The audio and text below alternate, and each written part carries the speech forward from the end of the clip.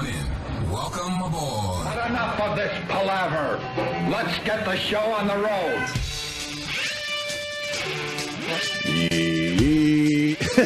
There she is. I haven't seen that yet. No? Great. Am I going to laugh or am I going to cry? Well, depends. Both. A little of both, I guess. It's like a good movie. Yeah, a little of both.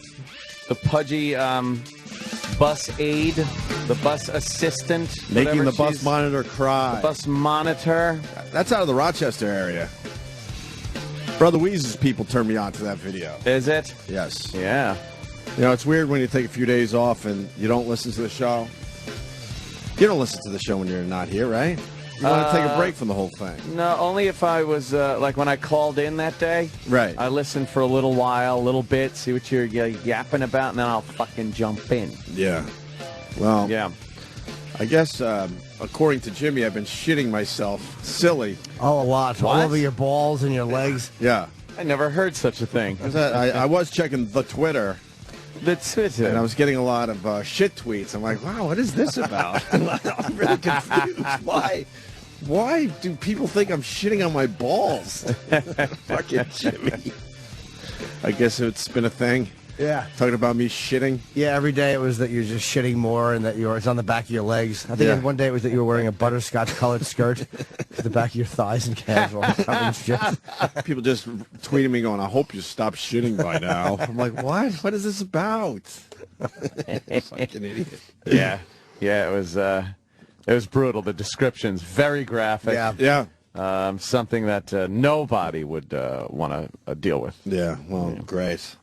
Actually, that was the only thing I wasn't doing was shitting, but yeah, it's completely normal to have the flu when it's 100 degrees out. Completely normal, right? Yeah. Does it matter? I never knew if the temperature mattered. I don't get sick when it's warm out usually. No. But ever since the kid comes home with all the fucking shit. He's a little fucking germ transportation device. And you've known over the years that I'm a bit prone to get sick to begin with. Oh, well, yeah. And now having the kid come home with new germs every day, this is not a good combination. All these great new germs to bring home. No, I bitched because we were all healthy. Then when I brought him to the doctor, he got sick because, there's sick kids at the doctor's office. And then the whole family's sick now in the middle of summer. I know summer just started, but I'm calling it the middle of summer. Yeah, it's the first day today. So...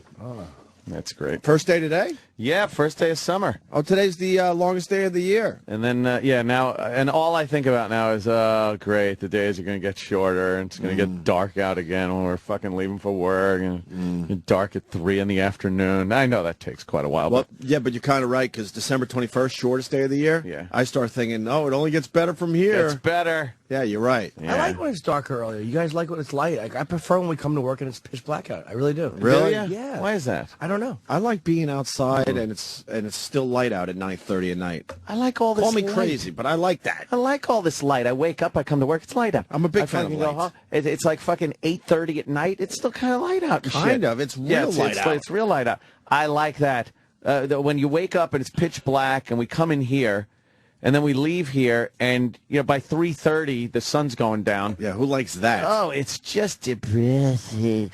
I just like the sunlight. Well, how about we just balance it out? How about we balance it out? Yeah, can they do that? Yeah.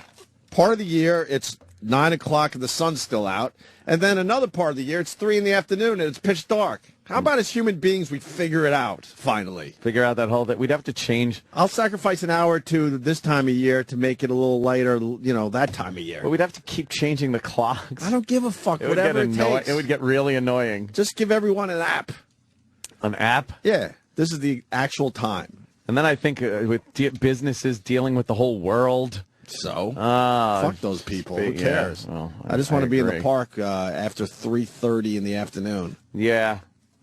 Yeah.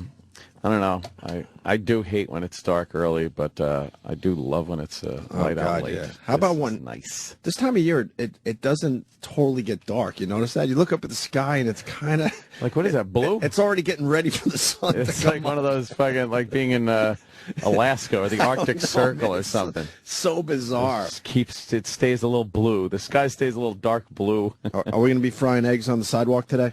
Yes, Today's another the day. heat advisory. Ooh, yesterday was very hot. Today should be a record-tying day from 1988. 1988. That's what they say. I don't remember, though. That's not that long ago. I know.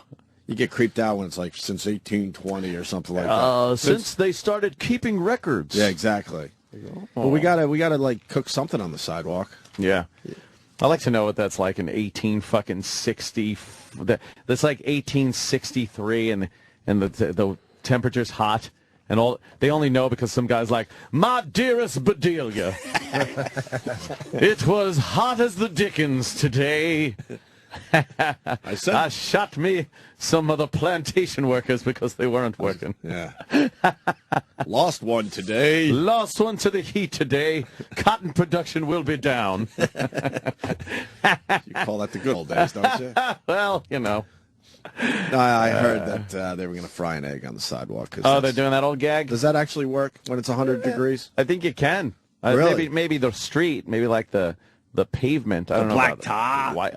White sidewalk. But, yeah. Yeah, I do believe you can do that. I wouldn't eat it. Not recommended. Not recommended? Eating it at City Street. Yeah. Yeah, but yeah, another hot one. It was too hot to stay outside yesterday. It was just too fucking hot. I actually walked around a little bit yesterday. It was nice. Ooh. It was nice. Nice? Well, getting out of the house. I can't stay in my fucking house. Oh, right. Well, if you're sick like that. I finally said, fuck this, and walked around a little bit. Yeah. And I think I sweated it out because I turned the corner yesterday. Sweat it out. Have some brandy. Sweat it out. That's old school. Yeah. Yeah, you walk around yesterday, and it's just, the air is thick. Yeah, you feel it in your lungs, right? Thick, like a fucking pancake batter. Yeah, but the girls were wearing nothing. Well, yeah. Holy. It was fucking braless tits all day. You saw it, right? I'm way down to the cellar. I saw it. It was fucking 8 o'clock at night. There was Holy tits. shit. Fantastic. I sat on a park bench like an old man just staring at tits yesterday. Oh, yeah, I did. Were you making noises? Oh, God, Jesus. Yeah, because, you know, the women, they're like, fuck that. Fuck the boulder holders. There are occasionally you're walking down the street and you look and just go like, you do make a noise. You go like, Jesus. Jesus Christ. You're like, oh. What did your dad used to say? Jesus Christ. Son of a bitch. It's like a little singy song thing. Oh, they were out in full force yesterday. Yeah, there was some brother. God. One of the brothers was in front of me walking out of the mall yesterday, and there was a very attractive black girl walking out, and the brothers, they don't care. They'll just, the guy's like, oh, hell! Oh, man, oh, shit! And she's just, she keeps walking. Yeah. I'm like, wow, there's just no line there. Well, if you see a good set, you know, you can't help yourself. You're right. Hell no. But like I said, I'll go like, oof. Like, I'll just make a sound like, oh, jeez. Like, she won't even hear it. You follow girls? But he's just like, oh, motherfucker! You follow girls? I've been known to follow a girl or two. Alter your route? Oh, fuck yeah. Will you? Yeah. Oh, yeah. Let me think. Not going to approach, not going to do shit. But you see something really nice walk by, it's like, well, I could sit here and hope that something as nice comes by, or I could just go for a little stroll. Yeah. Well, you know, I've been known to run ahead a couple blocks. So you can get so I can see the front view again. See it coming? Oh yeah. Yeah. Not often, by the way. I don't want, I'm not that creepy. I don't think I have. You've never decided to change your route? I must have. Obviously, I must have. But it's not a standard operating procedure for me. I'll usually just, take the peek. Yeah. I do. Sometimes though, you go around and you're like, oh, that was disappointing. Mm-hmm. Sometimes you get one view. It's nice. Mm-hmm. Yeah. Yeah. This time of year is great for that, too. Not all bundled up. Bundled up? My God, no. I hate Not that. for a while I hate now. that, too. Winter stinks. What the fuck did I miss around here? Anything good? Anything Let me good? say, Harvey Weinstein was great yesterday. he was really good. Fucking bum. Harvey. What is he promoting?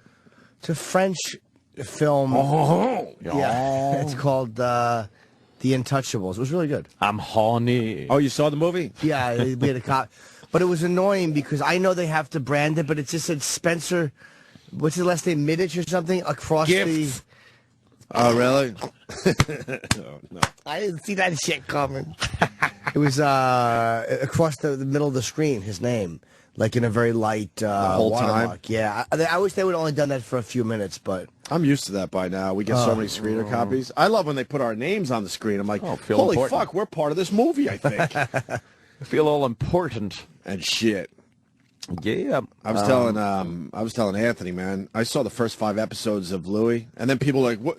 You must have a really bad fever. I DVR'd FX, and I don't have any Louie episodes yet. An actual tweet, dummy. by the way. Actual tweet. Dummy. We're lucky to get stuff in advance. And I don't want to explain that to people that are that stupid. But we got the first 5 episodes. Yeah. And I went through those 5 episodes. I tweeted about it last night, but holy shit, man. This is Louie's best season yet. And all the seasons have been great. Yeah, I watched it too. Fantastic. Yeah. It's great, right? Yeah, I it's should watch it. I'm so bummed I haven't. I hear it's fucking Just amazing. watch it. a Watch little your pal. different. And you I know all love the people. a little different But you than just, you just don't want to be influenced by it. That's all. In this season, there's a whole scene with your picture in the middle of you and Maria Bamford. What's her name? Bamford. What is it? The It's a female comic. Yeah, it's at the cellar. Oh, Louie's okay. talking to her. In the hallway, and there's little Jimmy Norton's right in the middle. picture up on the wall. Yeah. Yeah, it was. I don't know what. Pretty funny. I don't know what we could say though. You can just be vague about it. I think it's got a different feel than the other seasons did. Absolutely. It's I don't know. I don't want to say darker. It's not darker, but it does delve into It's a little deeper, a little more serious like subject matter, but funny because it's Louie. Right. You know, he's able to walk that fine line. Right. So it deals with more like of his life issues. Yeah. But it's funny. He doesn't need our help, but I want to help promote this. But I don't know what we could say. It's he's getting into the dating thing. I think his kids brought up the point that he's got to get out and maybe get a girlfriend. Yeah. So he does that, and of course it's fucking funny and weird and He got Parker Posey. sad. Parker Posey's in 2 episodes Yeah, Parker of Louie. Posey's in there. And she's amazing. Yeah. She's a great actress, huh? She's phenomenal, dude. Holy fuck. Amy Schumer did a movie with her. She's Why isn't she used in more stuff?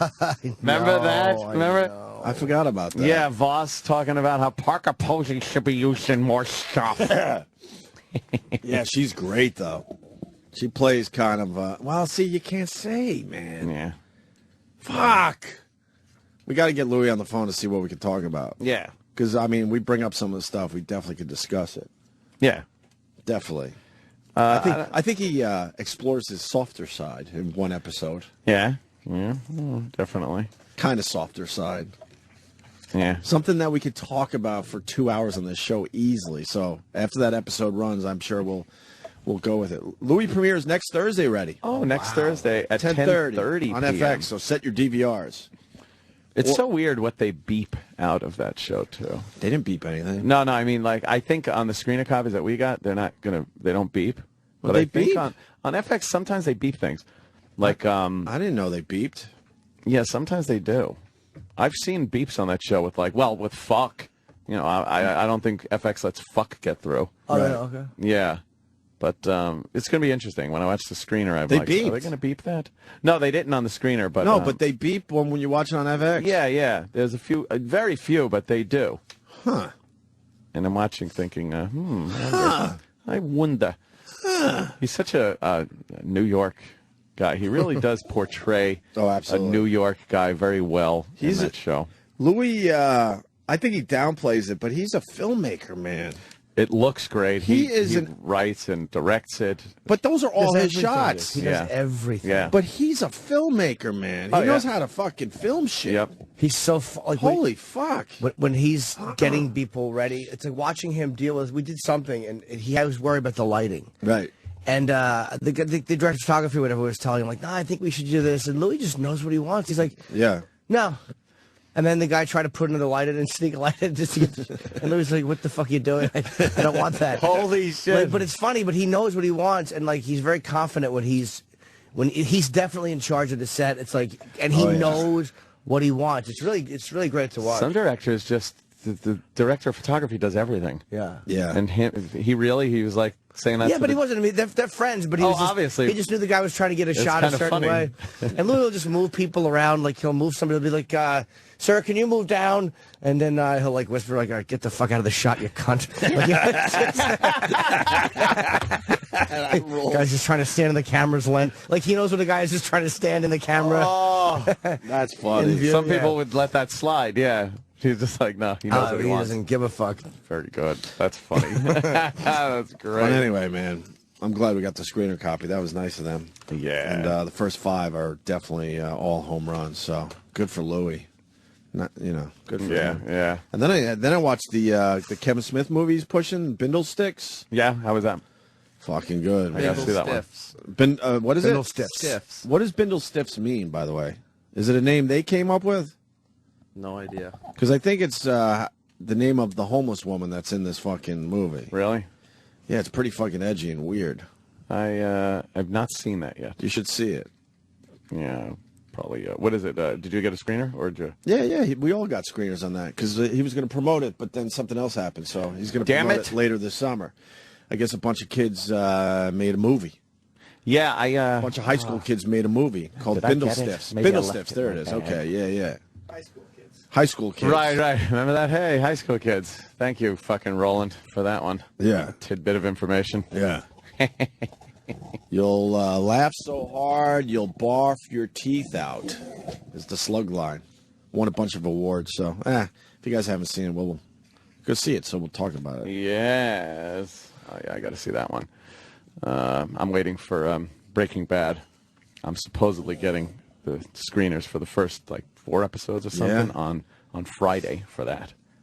Fucking psyched for Breaking Bad. Oh, it's good bad kind of thing because then I watch them and then I can't watch Breaking Bad for a month because I've seen them all. That's what I was thinking with Louis' show. But it's great. I'm like, you just fucked up your TV watching for a month and a half. Yeah. Fuck. But it's great. It's like, okay, I got to see it, but you're like, fuck. Right. Everyone's talking about it. You saw it already. But everyone else is excited to see these shows, and we'll be way ahead of them. Yeah. So it's, I don't know, you take the good with the bad, I guess. Yeah, I'd rather watch them in advance like that, though. Yeah. And go into the movie theater, pop it in, and just fucking watch 4 hours. We got Billy Corgan coming in today. Nice. Yeah, that's fucking cool, huh? You got him on Twitter. I saw that. I was following the drama, so I'm like, what the fuck? Because I've heard over the years that he knows of us, and we're huge Smashing Pumpkins fans. So I go, I would try to be cool. It might have been a little dicky. I go, what the fuck? Not cool, man. Why aren't you doing our show? He wrote me back, I had no idea, which goes to Jimmy's point that some of these guys just never know. Yeah. I say all of them never know. Really? Yeah. I think all of them never know. It's always their people. And then I'm like, look, we'd love to have you, period. Yeah. So he couldn't have been cooler to me on Twitter, and he's coming in today, which we're psyched about. But what's the deal? It's something we did 10 years ago? To one of his people? The Eminem record is probably the same publicist. Is that what it is? Yeah, it's publicist. It's not Billy. It's the publicist. Why should they care if we did something with one of their other clients? Yeah, fucking shut up. Well, because he wrote me and goes, I had no idea you guys even wanted me. And I'm like, what? I go, of course we do. I said, somebody in your camp, has a problem with something we did 10 years ago that had nothing to do with you. Right. He goes, oh, all right. And then he goes, let me get to the bottom of this. Yeah. So what was it? The Eminem thing? That was definitely one of the things. I don't know what else it was, but apparently his publicist said you guys have fucked him over multiple times. The Eminem thing is 10 years ago. Yeah, that was when his third album came out. Or something. We openly admit that we've changed as a radio these show. Motherfuckers hold on to these jobs like popes. Do you Leave. even remember the Eminem thing? I know we released some tracks and we got massive publicity for it. Yeah, you put out. I remember listening to it. You put out the whole album. It was on MTV and everything. We got a big fucking hit. But how did we get the album? Jaded motherfucker that you are now when you actually were a fan of the show. The publicist gave it to you, that guy, to listen to. Oh, to listen and then you put to. every track on the air. I swear to God, I don't remember. Whoops. I do remember we leaked the tracks, but I don't remember how we got the album and all that. Why would anyone give us an album and trust us? That's stupid. Yeah. Do you know I fired my publicist yesterday, and I just got an email from somebody saying that they were happy for me. Sometimes publicists, it was not over something like that. But a lot of times you don't know. How did that person know you fired the I publicist? think my manager. They might Did you go, you're fired? No, but there's times where you don't know as a performer. This wasn't the case with mine, but a lot of performers just don't know. Yeah. The publicists don't tell them. I'm one of those guys that always wants to know everything. People who represent me, if I ever think they're being rude, for real. Oh, yeah. But a lot of guys are just kind of going along doing their gigs, and the publicist doesn't tell them anything, Right. and they fucking wield power like that. And if you didn't tell him on Twitter, this show never would have been brought up. Yeah. Yeah, I didn't want to give him the big fuck you. Yeah. I figured maybe if he happens to read my tweet, maybe we could work something out because I really like Billy Corgan. Fucking Smashing Pumpkins are amazing. Is this kicking off our artists of the 90s I'm hoping. kind of thing? Oh, yeah. Will he play for us today? I don't know. I do see an acoustic guitar Well, sitting right there in the case. I told the guys to get the guitar just in case. Just in that's case. good. Put it on the seat right next to him. Well, Roland told me, he goes, he might have shipped his guitar to L.A. because he's leaving for L.A. right after our interview. Yeah. I'm like, well, find a guitar and just have it laying around, and maybe we could get him to... I don't care what he sings. Yeah, anything. Anything would be great with that voice of his. I don't think he will, though. Will he? Well, I reached out to Mark Wahlberg, same thing. Yeah. I'm like, dude, what the fuck? Seriously? Did he get back? No. I don't think it's him, though, at all. I don't think it's Mark Wahlberg All right, at all. But you could, and I love the listeners that are following our leads, and they're like tweeting in a good way, by the way, and I appreciate that. I've seen, you're a fucking asshole for you. Right, because we are trying to get these guys on. You know, this movie Ted is going to be huge, and I don't understand why we don't get anyone from that movie. Yeah. That's ridiculous. So I wrote Mark Wahlberg, hoping that maybe he would read my tweet and the thousands of tweets that he gets. He either read it and ignored me or never saw it. But I'm like, you should be doing our show. Yeah. It's ridiculous. If you come in for your charity, then common sense says come by and say hi to the boys for the big movie. It's amazing how the performers, like why? Like, enough. Like, we've been way too nice. I'm not saying we, give everyone a fuck you, but we start asking questions to these people. Like, why? Yeah. Mark had a great time on the show. I know. And he even said as the mics went off, like, I'll come back and see you guys soon. I'm like, cool. We had a nice little thing with them. And a movie like Ted is, I think we're talking to the same people that are going to go see Ted. Yeah, probably. Of course. That's a pretty similar demo. It's like, Demo. it's like, can you imagine getting an email from a radio show that says, hope you're well. I do, however, have to mention that we are invoking what is now referred to on the show as and they name a famous comedian, rule, which is simply that we want our comedian guests to come on and be funny. I know that will not be a problem for Jim, but just had to mention it. Let me know what works for him next week, and hopefully we can lock in a date and time. Ugh. Wait, what? That's too confusing. I think it is, too. I apologize. Is it too confusing? No. I get it. I forwarded it to you, and I read it with everything. You forwarded it in to there. me. Yeah, you just probably didn't see it. I sent it to you yesterday. Wait, who sent this? It's from Imus's. It's awful. Imus's. I don't know, a woman who works for him. I don't think it's his producer. I think Bernie's. Wait, they're trying to get you back on? Yeah, but like, But it's an insulting fucking invitation. they mentioned another comedian's name. I'm not going to mention him. Because, Could you write it down for me so then I understand? Yeah, just I won't do that because they said that to me in a private email. Yeah, no worries. I won't say shit. Well, I'm good these days. These days. Could change at any moment. What about it? no, that's the comic's name that they mentioned. So I don't. Yeah. So the email is this. Hope you're well. I wanted to touch bases. We'd still have to have Jim back on with Imus next week to promote his comedy special.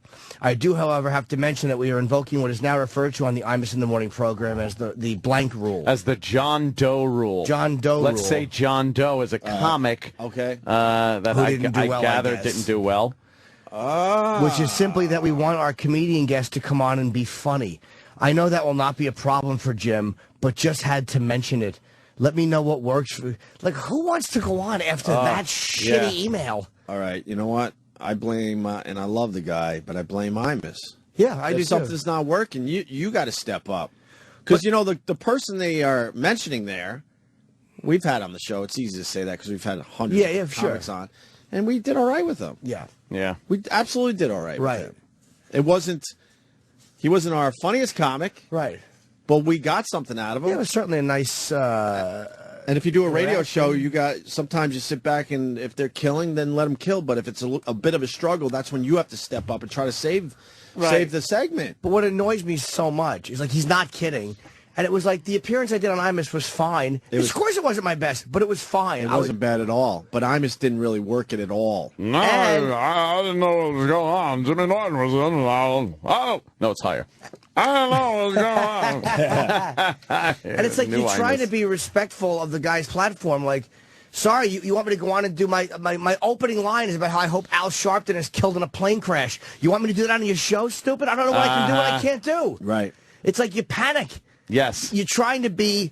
I would rather err on the side of caution and not get the guy in trouble. Right. I'm not going to curse, but I don't know. What if he gets in trouble because you're doing some kind of Islamic joke? Or I'm trying to ease into it. You should go on and just do horrific old black jokes. But it's like, for real, you want me to just do, you know, he's like... In blackface would be... Oh, my God. Just walks out in blackface. Oh, my God. Jimmy Norton, oh,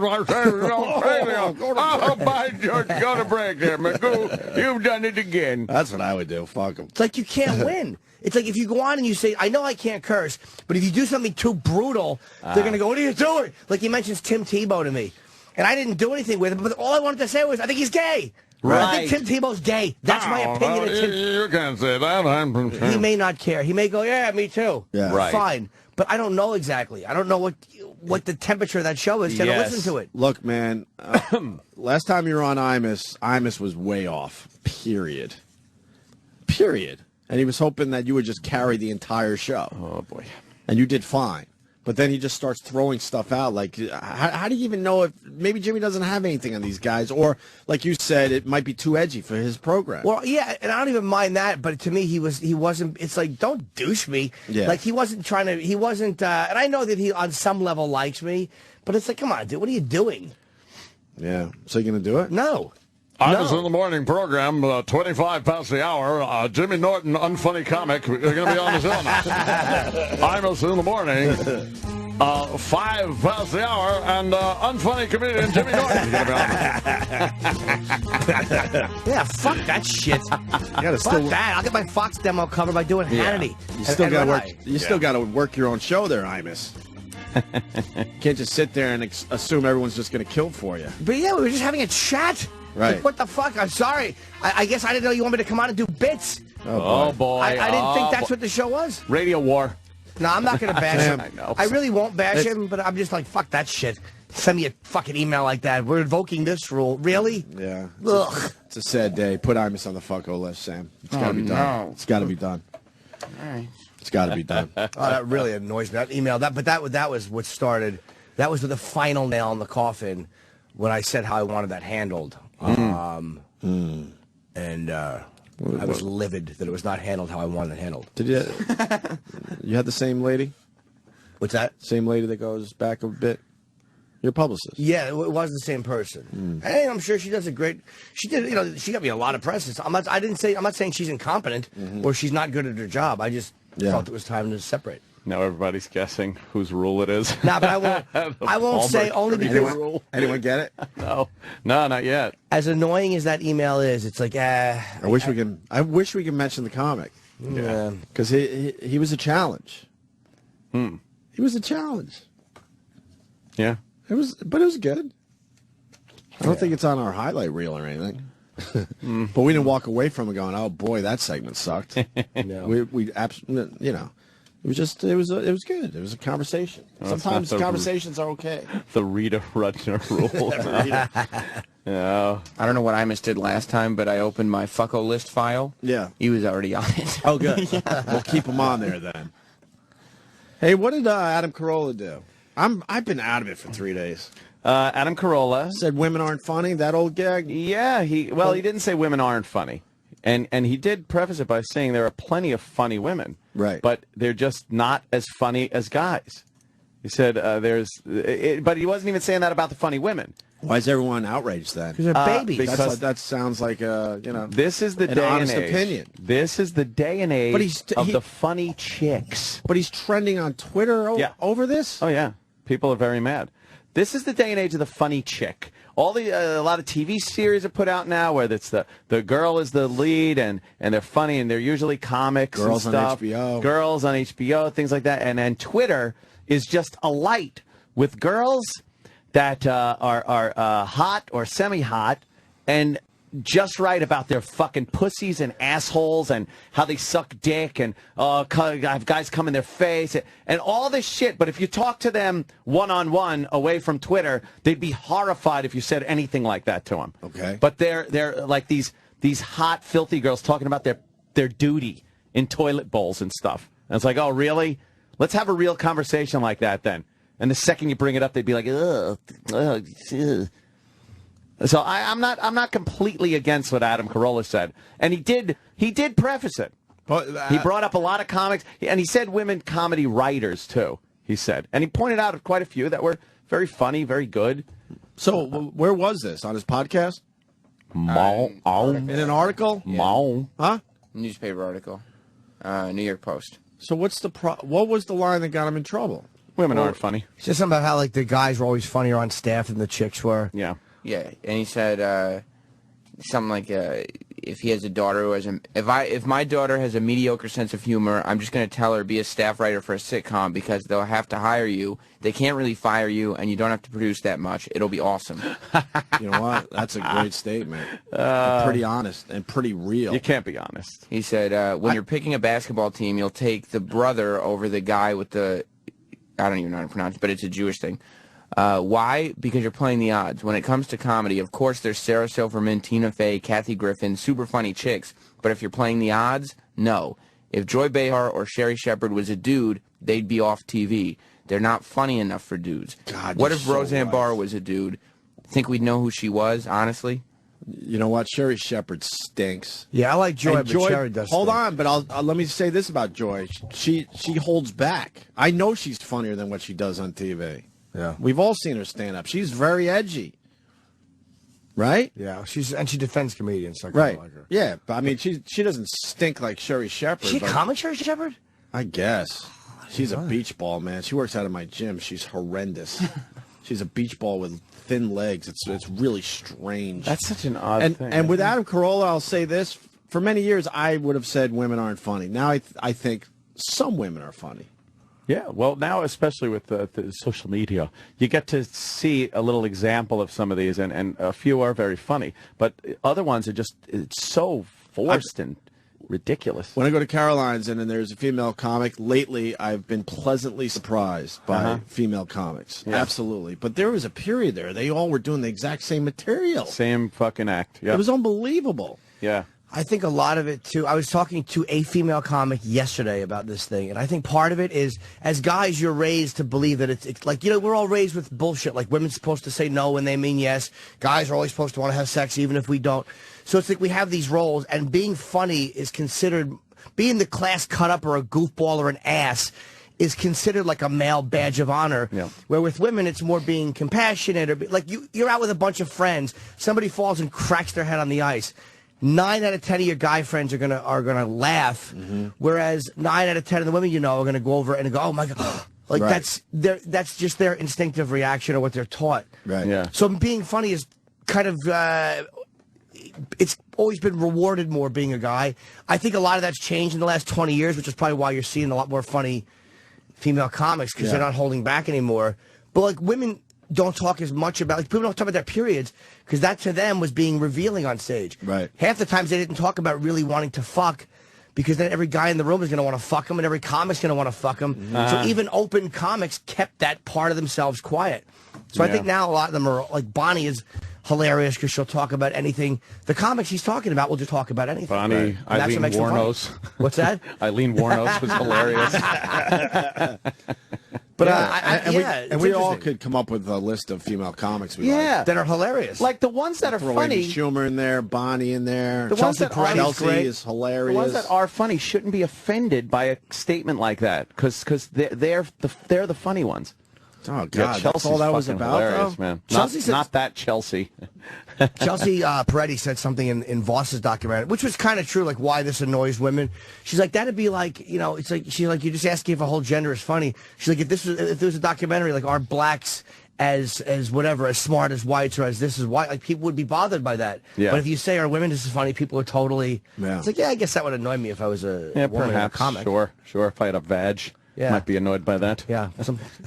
And Jimmy constantly trying to fuck me. But that's it for Adam Carolla. Yeah, I think he just expressed his opinion. Who cares? Good for him, man. He got a nice big splash of press over this. Yeah. Nothing's going to happen to the No, guy. because he's got his podcast. He never says he's sorry. He didn't fuck into the Asian groups. Yeah. He doesn't give a fuck. I do like that about him. Fuck it. Fuck them. Fuck them all. Fuck them. All right. Yeah, that's it's like, I don't know. I agree with him. So I think we all do. I just got a text I think it's from gotten Tom. better, though. I just got a text from Tom Papa. Who's the comic? I need to know. I'm sitting at the gate. It's not Tom Papa. it's the Tom Papa rule. Sorry, Tom. I sent him the name. Regrettably, I shouldn't have. I regret not making up a name. Yes. God damn me. Oh, man. We can only wish that he has a long flight ahead of him. Yeah, I said it to him like a You didn't pussy. give him the answer. Tom's fucking great, man. Yeah, I like Tom Papa. Yeah, she's very funny. Absolutely like He him on the fucking show. murders on stage. It really annoys me. Yeah. Yeah, because he's very clean, and it's like I watch his acts like he could perform anywhere. Yeah. Anywhere and kill. Isn't that annoying? Yeah, and be funny in the corporate. Hate that. You know who died overnight, man? You're kidding. Leroy, the painter there. How do you say his last Oh, name? Nivens. Is it Nivens or? Oh, Neiman. Neiman. Sorry. Leroy Wow. The guy that was in all the Rocky movies. Oh, that's right. Yeah, he made those Rocky posters and paintings in the Rocky movies. That guy's been alive forever. He's the guy with the big, long mustache, That gray goes mustace. from side to side. It's like completely straight across his face. Like he should curl it up like Mr. Roberts, but he doesn't. No. He just went straight out. Leroy Neiman. He was 91. Wow. Yeah, the younger generations don't really know who he is. When we were growing up, his shit was everywhere. Do you remember? Oh, fuck yeah. It was everywhere. People had posters of this guy in their rooms. Dude, could you fucking... His artwork. You know what that artwork is right now? You know, like it just in one day, it just increased in value. Do you remember we sat next to him at the... a roast. Pat Cooper's roast. Yeah. And the whole time, he couldn't help himself. He was just picking up napkins, and he was doodling. He was just doodling the entire time. Every time a comic went up to, roast Pat Cooper, he's doing his doodling. I wanted to grab one so bad. Same here. Yeah. So what do you want to do? Pawn it or sell it? It's my Leroy Neiman doodle napkin that I got. If this is actually Leroy Neiman's, the price could be through the roof. And then he's like, all right, I'll give you, it is just a napkin. And napkins aren't really selling. $10. But I wanted 2,000. All right, I'll take 10. It's got to be Seinfeld. No, that's Pawn Stars. Pawn Stars. That show Pawn Stars where they pawn things. That's how they would have done it. And the guy Pawn rips Stars. everybody off. Right. They just rip everybody off. I still don't watch Pawn Stars. It's like, go, why don't you put it on eBay, dummy? But, he died 91. He was smoking cigars right to the end, too. What Right did he to die the of? end. He was sick in the last few years, He was the old. paper said. Yeah, he died of, I've had enough of this shit. Enough, all right? Itis. I was old in Rocky. Rocky 1, I was old. What age do you... What's the age where you finally go, all right, I've had it, enough already? Where you actually look forward to dying? If you're What number would you hit? Let's say you're of average health at that age, but you're not like completely sick where you just want to fucking, whatever age it is. I would think when you finally hit 90, it's done. Where you're like, I am so okay with this. Yeah. You But think, it could be. You think it has to be 90, It though? could be a lot earlier if you're sick. I mean, you know what I mean? Right. But if you're the average health you should be at 90, then it's just the years are probably like, all right, they enough. just keep ticking by. Same fucking Christmas. How many funerals can I go to? Right. You're just like, blah, blah, please. When my dad started getting older, like, what was sad was he finally had a conversation with me. He's like, everyone I know is just dying around me. I'm just like, oh, God. Yeah. Jesus. He was going to a fucking wake or funeral once every other week. Yeah. He was like, enough of this shit. Yeah. It's really sad, but you do feel like you're... I just wonder if you do finally get to an age where you're totally, completely at peace with it. Yeah. Like, yeah, man, I know these are extra days, but I'm ready now. I think so. Like an Indian. Like an Indian? Yeah, like, an old Indian. It is a good day to die. Ugh, they just don't care about it. Yeah. You feel like you're living past people, though. There is something kind of like you're making it past them. It's like you feel like you're just... I don't know what it is, but even when I know in my age group people that die and you go beyond them, you kind of feel like, all right, well, I'm on borrowed time. Like, I'm sure when you're really old you think that. But I mean in a grateful way. Right. Like, fuck, man. It's like, wow, you can drop dead. It stinks. Yeah. It's like, why not enjoy... if you're fucking 90, you might as well, what the fuck? That's not the attitude you have. No, probably not. You're shitting yourself. I saw a lady, she had the classic walker. She was on the streets of New York. Tennis balls on the back? The walker? Yes. Matter of fact, I believe you're... Yellow colored tennis balls look silly. She was so old, she had the bend over. And my wife goes, good for her. And I go, good for her. She's fucking smoking. Oh. She was smoking. This lady had to be well into her 80s with a walker on the streets of New York smoking a cigarette. And then my wife goes, she might as well just do fucking heroin at that age. Who gives a fuck she's smoking? If she quit smoking, she'd probably drop dead. You think? Like the body just gets used to things, I think. Because your body will go, what the... Yeah, where's my the nicotine? Come on, you're killing me. Dave from Connecticut, when you get married, you die faster. Yeah. Great. An old marriage joke. Yes. The old sperm bank. You guys want to do the bus driver lady? She ain't the driver. Break? I haven't seen it. I've heard part of it. I've only heard about this, to be completely honest with you, but I hear it's brutal. Yeah, she's a bus aide. Making the bus monitor. She's the monitor. A bus monitor. A bunch of kids in there. She's just some fucking, rotund old lady that the school district just gives her a little part-time job. Yep. So she feels good about herself. And then what? You got some dick-ass kids beating her up? She just had her 50th high school reunion. She's lived in the same town, same school district all her life. And she's been a widow for the last 17 years. Oh. And where is this? Greece, New York. Greece, New York. Yeah. Here. Oh, I thought it was the country. I'm like, why are they speaking English? No, Greece is a suburb of Rochester. Oh. Yeah, the Wheeze people sent this to me. Greece, New York. Yeah, yeah. All right, let's play a little of it. Yeah. How long is this video? Very mean. 10 minutes. Oh, we're going to have to play every single minute of it. They're very mean to her. It's a relentless 10 minutes. Yeah. Really? Yeah, absolutely unrelenting. She's on the ropes the whole time. There's no dead spots? Nope. All right. It's loading. What's this? I sweat just from you talking, you fat ass. Oh, she is what it is. This is time for me. Oh my god, you're so fat.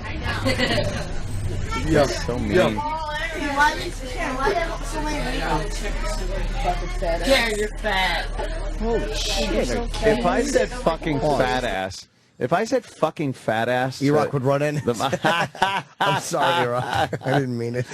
If I had said that to an adult at that age and it got back to my parents, God, no way. It would be over. Of course. Would your father have yelled at you? Oh my God. What the fuck is wrong with you? No respect. Especially just right to her face like that. My another two big things with my father was self-respect, which I didn't even understand what it meant back then. You gotta have self-respect. And I'm like, I don't know the concept of that. What are you talking about? What does that even mean? Self-respect. And the other one was like, goddamn common sense. And I didn't understand what that meant. But it seems like he didn't have common sense. No, or self-respect. Or self-respect. It was like, it was one of those do as I say, not as I do things. Like I hated dads that pile on. He would say goddamn common sense. It's like, yeah, but with my brother especially, it's like, Joseph, you got no goddamn common sense. That's great. Have some goddamn common sense all the time. And I was like, I don't know what that means. It was great. a word, like you might as well just gone blah, blah, blah, blah, blah. I didn't know what the fuck common sense was. And self-respect. Like, what is self-respect? Jesus Christ. Have some goddamn common sense and self-respect. Just a bunch of catchphrases, my dad. It's funny, though. He was the catchphrase kid. Oh, catchphrase kid. Let's listen to more of this. God, they're like 5 feet in front of her. Oh no! Oh my God, your glasses are foggy from your freaking sweat, you fat ass. Dude, put those glasses back on. I can't stand looking at your face. If you fucking look into our eyes, you're gonna turn into stone. Karen, put those sunglasses back on.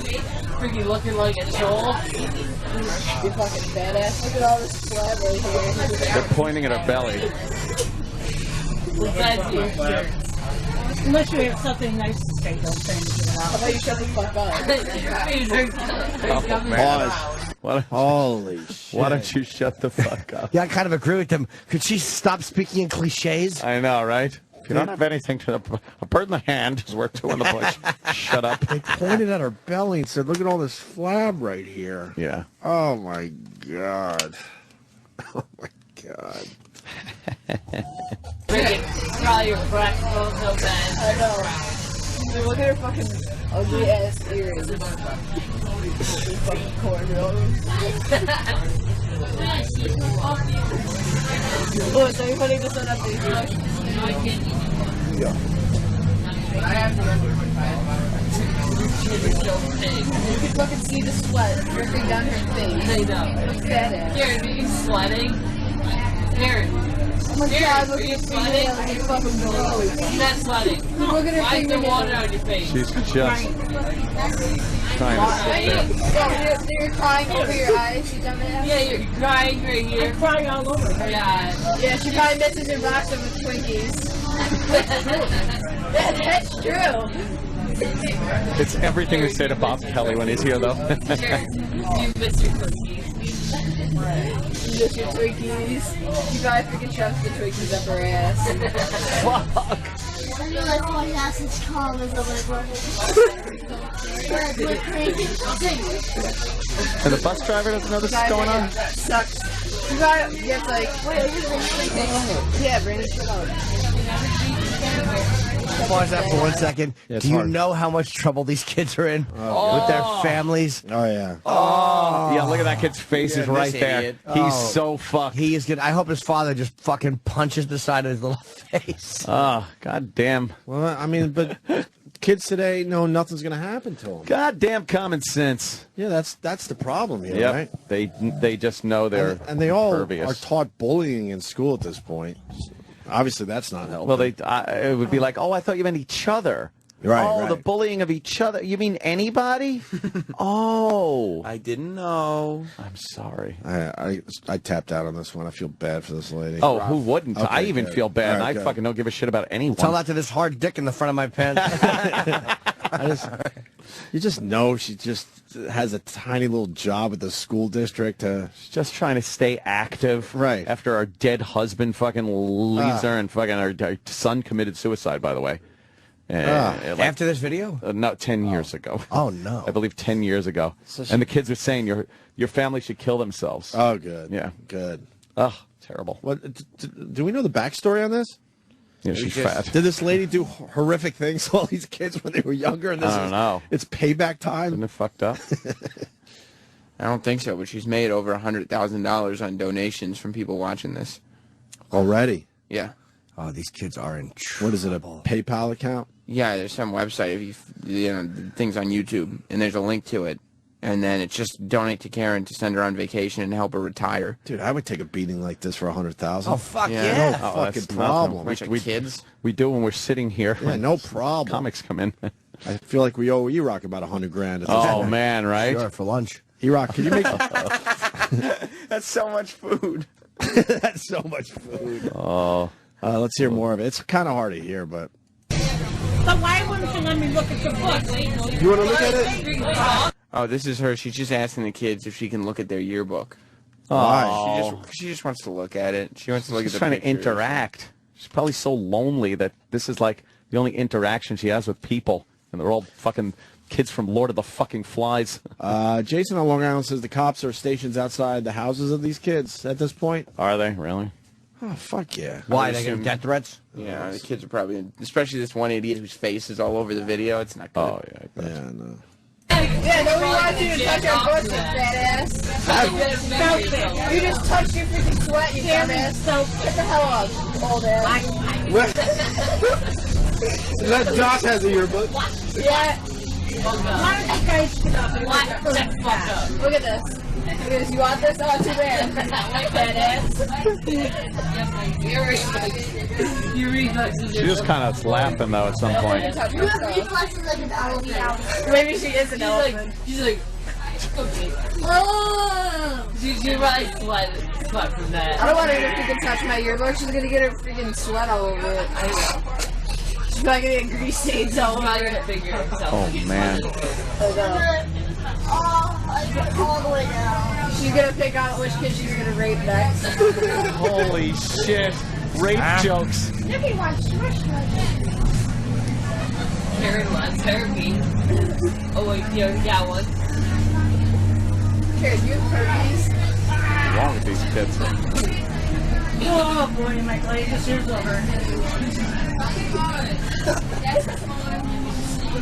They're poking at her.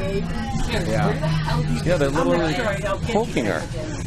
No, I don't freaking egg your house. You could get somebody that's Freaking house is probably shit.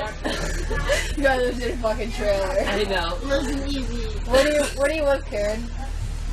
What's your address? Like what neighborhood? What neighborhood? What's your address? Oh yeah, right. Oh yeah, right. What neighborhood? Where do you live by? Where do you live by? Just, I don't. I would never tell you. What's your address so I can freaking piss all I'm over not your gonna door? tell you. Holy shit. I'm gonna fucking take a crack in your mouth. How about when you know I can come in your mouth? Holy shit. Your house and then steal everything. What was that? The guy's gonna take a crap in her mouth. And the other guy's going to come in her mouth. Which one happens first? It's like, I People are wouldn't even, pissed on Twitter right now. I wouldn't even have known that shit. No. Like, to say coming in your mouth, I like it's crazy. Mayor Angel looks like, or Angel, I don't know. This video is the result of the no consequence, ultra PC entitlement society we're raising our kids in. Ridiculous. Brilliant. Part of it, but also part of it is kids just suck and they've always sucked. Well, they've always sucked, but now they also know there's no consequences. There would have been. These you kids know are what? going home and their parents aren't going to do anything about this. Kids sucked and always sucked, but there is no fucking way. If a kid talked like that to an adult, and especially, she's technically an authority figure on the bus. Right. If the kid said, like, fuck you, you'd look at that kid and he'd be labeled the psychopath of school. Well, also, either she or the bus driver would have beat the shit out of some of these kids. Yeah. When we were growing Smacked up, in the mouth. the bus driver probably would have punched you in the face. Smack, like an open hand smack in the mouth. Right. Now you fucking apologize. But then And it would the be her problem if she, touched the kids. Nowadays, back in the day, the parent would have been like, yeah, what'd she smack you? Yeah. Well, I'll tell you why. He was saying fuck you to the monitor. Oh, good. Now I'm going to smack you too. Exactly. Goddamn common sense. What's going to happen to these kids? Their parents take away their Xbox or something? Expelled from school. You think They'll be expulsion? for this one? This is not one. This is a 10-minute brutal assault. Oh, yeah, they're expelled. You think the school will be able to get that done? Absolutely. All right, yeah, I hope so. Especially with the poking. This is like a really weird group menacing. Right. Absolutely. Yeah, it's like a wolf pack. They'll get expelled for this. If you had just said one or two things, but we're 5 minutes into this. I would love to know what the parents did when these kids got home. I would love to know, but obviously that's never going to get out. The kid who's leaning in kind of looks almost like Mongolian or Asian. Like, he doesn't look like a traditional little white kid. He might have those parents that fucking still believe in really smashing you. in fucking like those honor killings. they're gonna beat his head in with a rock. He's definitely Asian. His name's Tang. Tang? Tang. Uh-oh. Aw. Conway Tweedy with a K, he writes, these kids are fucked. Anonymous has put their families' addresses and phone numbers all over the internet. Conway Tweedy. Is that really necessary? I mean... Anonymous doesn't play. No. But Anonymous doesn't play. Why does Anonymous care about a bunch of... How old are they? 12? Yeah, between 12 and 15. But it's also like, yeah, they're families. Like, why would you fuck with their families? Like, yeah, for really? Because their families seem pretty shitty. I agree. I agree with whatever Anonymous does. You're right. You're right. I'm all in with Anonymous. Wonderful group. Absolutely, man. Not That's gonna all get a I'm word saying. from me. Have fun, Jimmy. Enjoy Anonymous. You do that to a bunch of 12-year-olds. Okay, I usually back those guys when they're doing certain things, but this one's like, come on, guys, what are you doing? Because they're a bunch of douchey 12-year-olds, you're going to put their families in danger? I just feel bad for this lady, man. She's an older lady, completely out of shape, lost her husband, lost her son. Just trying to find a little purpose in life, and you got these assholes just literally poking at her fucking flab. Something to occupy her mind aside from her dead husband and her dead son. Oh, man. Feeling a little self-worth, just riding the bus. Yeah, I'm doing something. Hoping that she could bond with the kids a little bit. Making a difference in a child's life. Right. That's what she's... She lost her own child, so she's like, maybe I could bond with some of these kids. To fill that empty void deep inside me. Oh, man. Holy fuck. Oh, this poor woman. These kids stink. Push play. Oh, wait, there's nothing to steal. I'm like shit in the brown bag and light on the fire and it's going to Really, Chip? Young Chip? Carrots. Badass. I'm glad.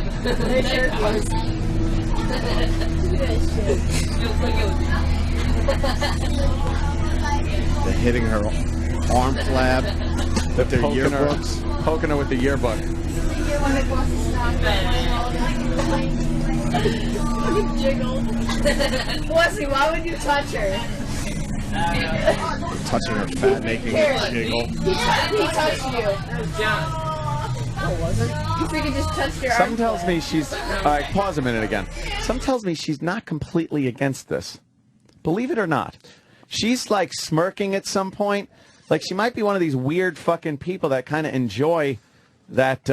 she's just trying to be... Any interaction. She's trying to, be a part of whatever's going on. Because I see her, like, they poked her with the yearbook, and she turned really quick and kind of smirked, like... Maybe she's trying to be cool. Yeah, one of the cool people. Well, obviously the kids knew they could get away with this. Yeah. You're not going to do it with the tough teacher. Yeah. I don't know how you fucking teach in this day and age. But these little douches really don't take consequences. I mean, that's true. They really don't. Nope. No one's going to have to worry about their father slapping them in the face. I would get my fucking face slapped. Oh, yeah. Oh, yeah. Oh, I've gotten hit for a lot less. Oh, yeah, it would have been ugly. Oh, yeah. For talking during Ronan Martin's laughing. Fucking, I've gotten a belt across my ass for that one. Who are you, Ronnie Kovic? Oh, it's the Sammy Davis episode. What could you have possibly done wrong? I was making too much noise during Ronan Martin's laughing. But what was going on? I don't know. I think it was the Fickle Finger of Fate Award. It's very, very important programming. Important.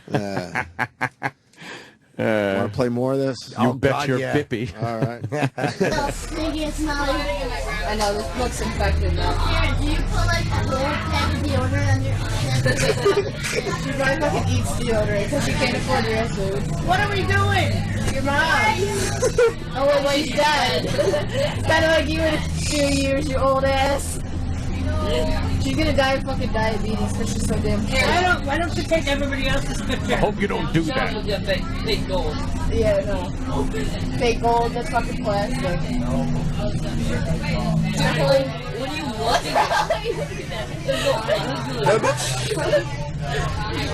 Oh my god, you're such a fucking troll. You're such a sag. What size bar are you? Triple sag. Triple sag. Triple sag, that was it. What's your fucking stomach?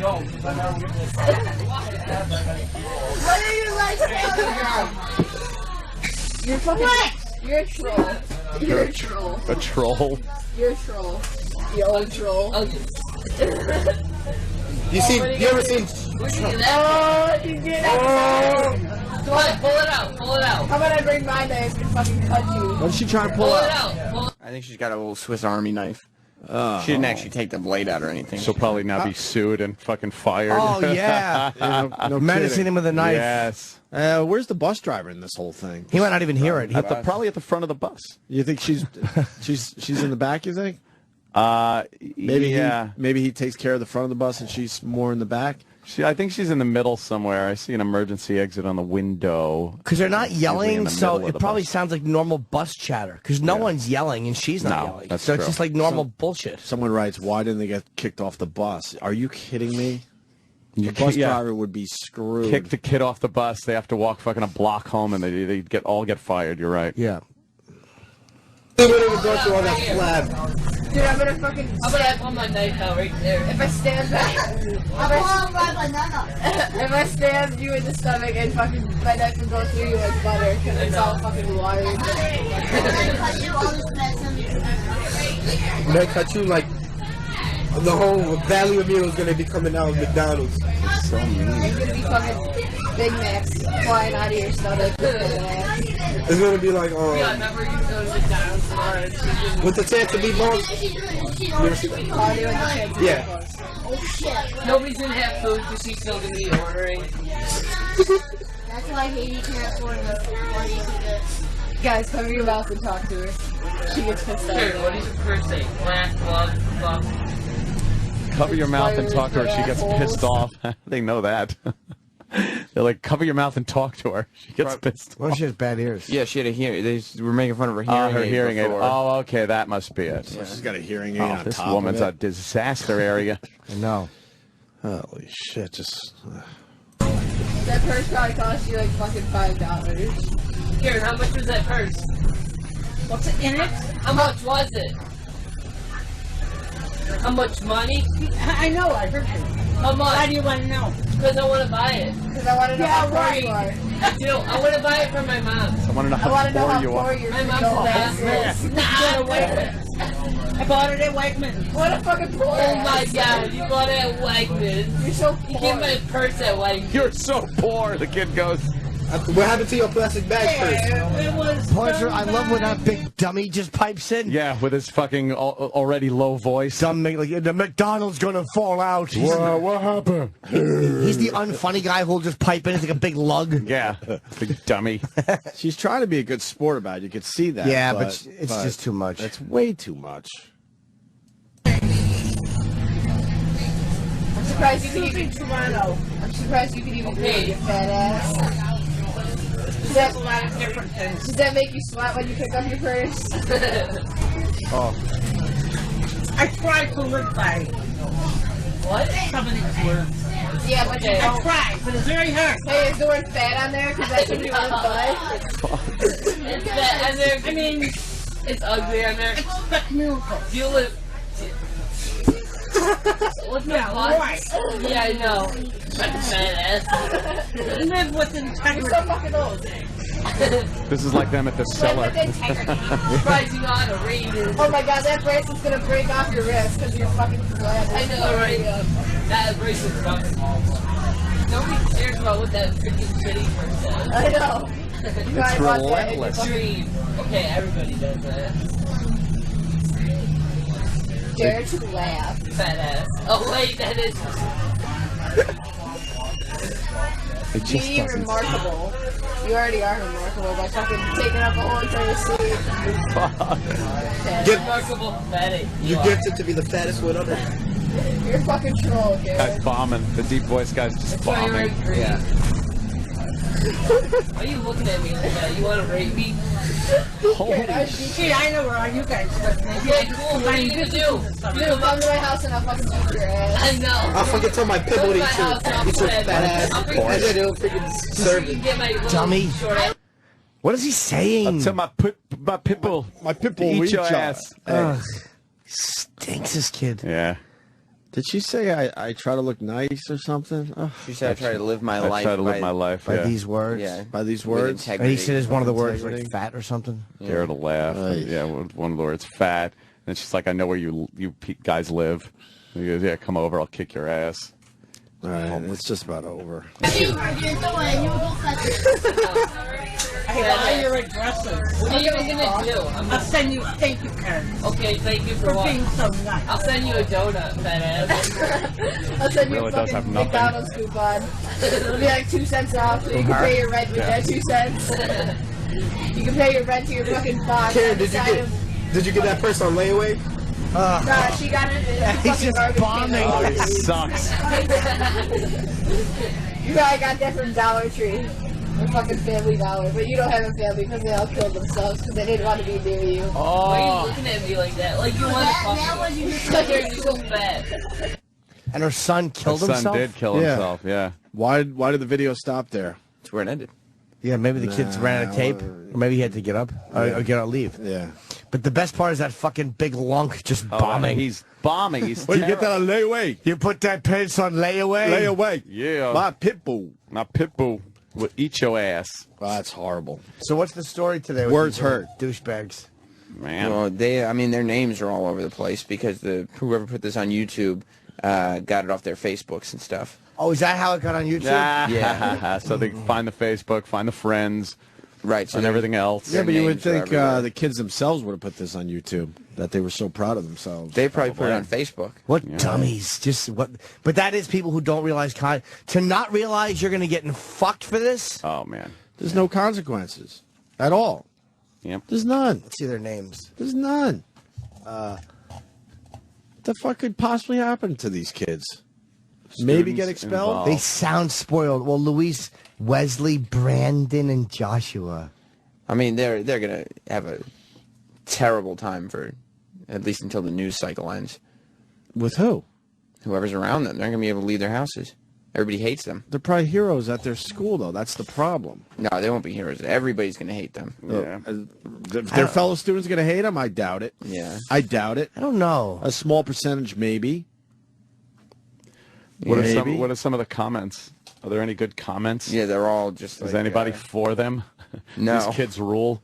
These kids rule. Yeah. Jesus. These kids rule. They're real young go-getters. Yeah. Oh, man. Well, it's just, I'm not surprised. No. I would have had some good ones for that lady. I would have been like, you got it so fat you look like you got your own zip code or something. That's a good one. Thanks. Leave it alone. Yeah, that's a great one. We should break. We can read the comments and all that a little later, but Oh, Billy Corgan's in 10 minutes. yeah, we got to set up for Oh. Billy Corgan from, of course, the Smashing Wow. Pumpkins. New album out called Oceania. Very good. Oceania, right? Yeah.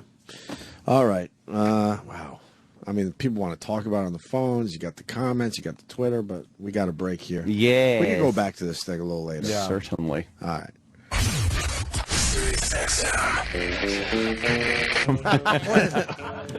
I can almost understand Bob Dylan, but Johnny Cash? No, there are a few Johnny Cash songs that I like, but Is Everclear good? Is Everclear good? They're still a big band or no? What? What year is this? They were all Jesus. right.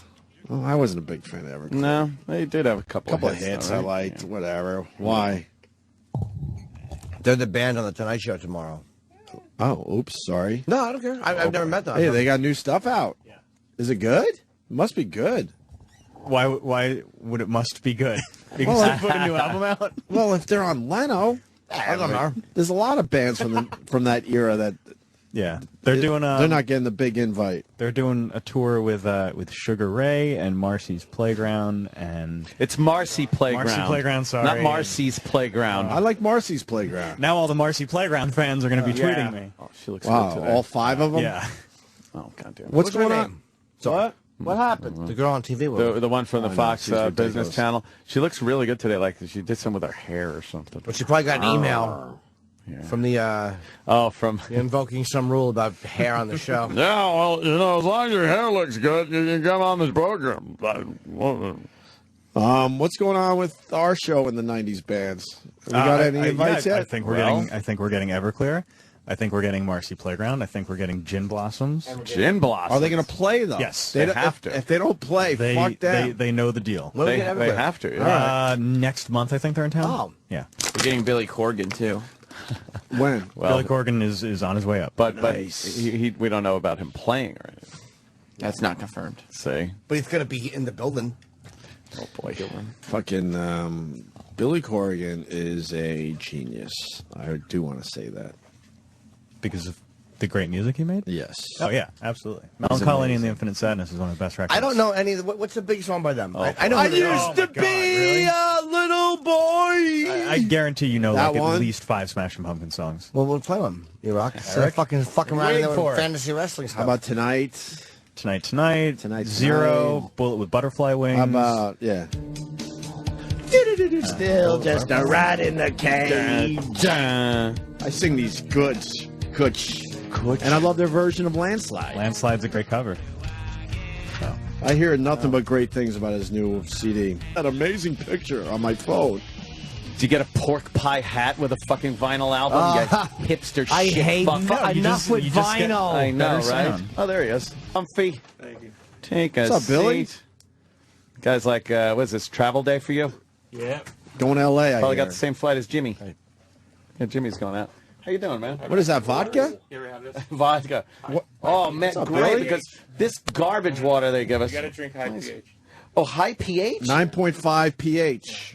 You got to tell me what Are you that making money does. off this, hopefully? What's that? Are you making money off this? No. You got to tell me what that does. You buy us waters, and I can't take it on the planes. Oh, right. Yeah, Oh, of course oh, not. Okay. What does high pH do? I thought he was promoting a water. If your system Company. gets too acidic, it makes you cranky, and it Really? opens the way for viruses and stuff. Then you know what? I should high drink a lot of pH, this. It's like your body runs better. They are figuring out a lot of things to do to water. To make people buy, like, their water as opposed to another person's water. You want me Billy, there or there? Billy, I want to say that Cool. you're a genius, and the reason is very simple. You were able to get at Billy on Twitter. That's amazing to me. Yeah, yeah. How did you get at Billy? That's kind of rough. You know, there's a lot of Billies out there. Well, there was an at Billy Corgan, Right. right? And so I wanted, but the guy who had at Billy Corgan wasn't named Billy Corgan. And he wouldn't give it to you? No, so What an asshole. Jesus. so Twitter has some sort of weird policy. So they said, okay, they made him at not Billy Corgan. Right. I don't get what that means. Okay. And then in exchange, they said, well, we'll give you at Billy, because it's something about they don't want Yeah. to give me what he had. So then they give- they changed his Twitter at, not account, Billy Corgan. but they wouldn't give you Billy Corgan. No. Isn't the name Why? dead now? No one can use it. Yeah. Yeah, that's what they do. So they had me at Billy, but they actually said, this is cool. People But you're beg the, for these. That's an easy one, but yeah. you're the #1 Billy Corgan out there. I'm sure there's other Billy Corgans. Well, but what's kind of weird is I got to imagine that a fan would go at Billy Corgan and not find me. right. Yeah. But then I get everybody else going, you don't deserve at Billy. Like you're not Cher. Or Do they whatever. bring up other Billies that are more yeah, deserving? like Billy Idol, you know. Right. Billy, Billy Zane, Joel, maybe. Billy Billy Holiday. Joel, Billy, different spelling. But you got at Billy. I got at Billy. That's pretty impressive. Yeah, it really is. Pretty good. Why can't they just give you the name? Somebody else I That know doesn't had make that sense. happen, and they kill the name. They said that no one gets it. Stupid. It didn't make any.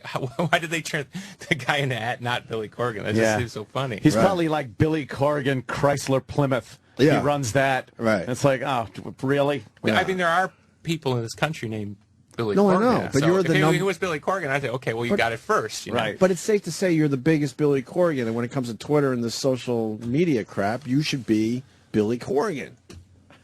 I don't get it. And, well, here's a better one. Facebook kicked me off for not being Billy Corgan.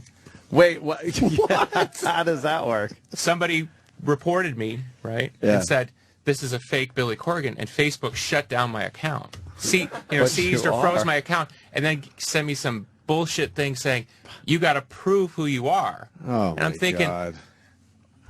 So that's why I said, Screw it. Here's a and I mean, video I of me. know, I know Sean Parker. I mean, I could call somebody, Right. right? And I thought, But it was the forget this. principle. I don't want.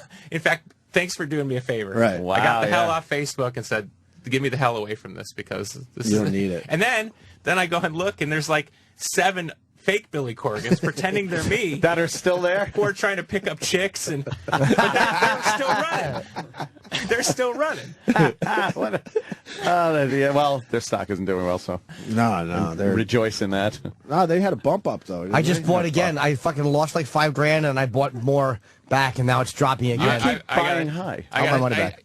I could have bought a bunch of AOL like 94, 95, and And my bandmates bought some, and I'm thinking, you guys are wasting your money. Oh, yeah. So I'm kind of feel that same feeling, like maybe I should jump in now when You it's never devalued, know. because they're not going anywhere. I don't know. That seems to be you know the how you know they're not consensus. going anywhere? Because they're hanging out with the political campaigns. And the minute you start seeing that kind of backdoor stuff, they ain't going anywhere Let's anytime buy soon. Facebook today. At a point, I don't know. What is AOL I'm all worth in with now, Apple. though? Like Yahoo, they go like way up and then drop. Like I think they said a lot of those aren't. Do you know what they were. bought in at? It's got to be low. $75 a share, maybe, is my memory. But I mean, that's so long ago. I mean, Yeah. could have been Wow, damn, man. $7.50. Who uses AOL at this point? No, but there was that moment. No, where I it know. was That like, was. You know, where you Right. go, okay. Like, It was internet training wheels. Like everybody had that at first. It was Well, the all you Apple. knew. We all could have bought Apple stock. Yeah. We'd be bloody rich. Oh man. It went down to $80 in 2008 when the fucking market shit the bed. It went down to $80. And, yeah. Would have been nice. Now you're talking Billy, touching on 600. I want to say I'm so glad you're doing our show. Oh, thank you. you. There was a little misunderstanding. We don't have to get into, but we're Yeah. very happy you're here because we're all was it all massive about? fans. oh, thank you. No, I'm happy to be here. And I was sick all week, but I came back in just to say hi to you. Oh, thank you. Just to make you sick. Just to make you sick for your trip. Yeah, No, okay. What do you have in case I get I'm it? good. It was sore throat, congestion, crap. You know, Yeah, normal that shit wouldn't for the affect me summer. at all as a professional. All right, you stay over there. I'm hearing nothing but good things about the new CD, Oh, thank you. Yeah. Oceania. Yeah. I haven't heard it yet. I literally got my copy this morning. Yeah, it's the first time I put out an album, I think, in 17 years that people like. Oh man. No. Right away, you know what I mean? Usually I get the 7 years later. Oh, that was actually pretty good. I It don't know what grew my on problem me. was. Right. It grew on me. Yeah, it's like, thanks. Why is that, you think? Is it because... I don't know. Honestly, I don't... Believe me, if I knew what people were thinking at this point... But you don't try to... do you try to write hits when you're putting an album together? You know, back in the day, you knew you had to come up with that MTV-type song. Right. But we never... sit... I mean, if you look at the hit songs we had, it wasn't like we sat there and went with the formula. We always tried to come up with something fresh Right. that felt really exciting. I think hits usually means exciting. Right. So if we felt, oh, this is pretty exciting, it was when I tried to maybe be a little more conservative and kind of just do music I really liked. That's when it didn't go so well. So exciting seems to work for me. So. But isn't that okay with you? What's that? When you were getting more experimental and stuff? Yeah, it was fine by me. But it's kind of a weird thing. It's like It's a one weird day, balance? One day you're nobody, then you're a genius, then you're an idiot. You know what I mean? You know what I mean? And as I've been saying to my friends, now I'm a genius again. You know what I mean? It's like I'm the same guy the whole time. Right. I wonder what that is though. That makes people like one thing that you do, and then just kind of not really Believe me, pay attention to the other. If they could quantify it in the music business, they would get rid of people like me because I'm too much of an X factor. They don't like that. They don't know what you're gonna. All these other kids, they know what they're gonna say. Right. They line them up and they march like robots. I mean, people like me. I mean, who knows what I'm gonna say or do? And they that's too risky for them. in Have the you business. always been like that? Or Yeah. Even It's at the beginning, when did you have to do a lot of compromising, or did you do it your way? Really? No. Wow. No, we that's were lucky. But I mean, look, I'll give you an example. 89 for nobody playing, college gig for $50. Mm-hmm. Interviewer, snobby kind of indie person. Who are you guys' influences? Led Zeppelin, Black Sabbath, Cheap Trick. Guy laughs at me. Like, don't you realize that people don't like those bands? I said, we don't fucking care. That's what we like. Right. Oh, that's not cool. You know what I mean? So before anything, you guys aren't cool. This isn't cool. Don't like this. Now, of course, everybody loves Right. Ozzy. Yeah. Ozzy's great. Back then it was like people would snicker. It's like, why? He's great. Because we grew up in Chicago. Rock radio was like you love the Cars and you like Black Sabbath. You love Queen. You love Zeppelin. It wasn't a big deal. Right. Then you get out in New Yorky world and it's like you're supposed to like this band. You're not supposed to like this band, and don't wear this T-shirt. This just got so old. Being too cool. What bands did they expect you to say you liked at the time? Well, it's Do you like remember? there's Sonic Youth would have been number one. Sure. If you said you like Sonic Youth, then that meant Sure. You Oh, these guys are cool. Yeah, They like and we Sonic love. Youth. But I'm saying we love Sonic Youth, but in their mind it was incompatible like Sonic Youth and Led Zeppelin. And we Right. think Can't what's like kind of. both. But Yeah. of course, you get behind the scenes and you talk to Thurston Moore from Sonic Youth. What do you grow up listening to as a kid? Led Zeppelin. I mean, just like everybody else. Van Halen. Like Kurt Cobain, Van Halen, Cheap Trick, Absolutely. Boston, I believe. Trying to remember some of the other Teen bands. Spirit is basically more than a feeling. That's what a lot In fact, of people say. I saw Nirvana.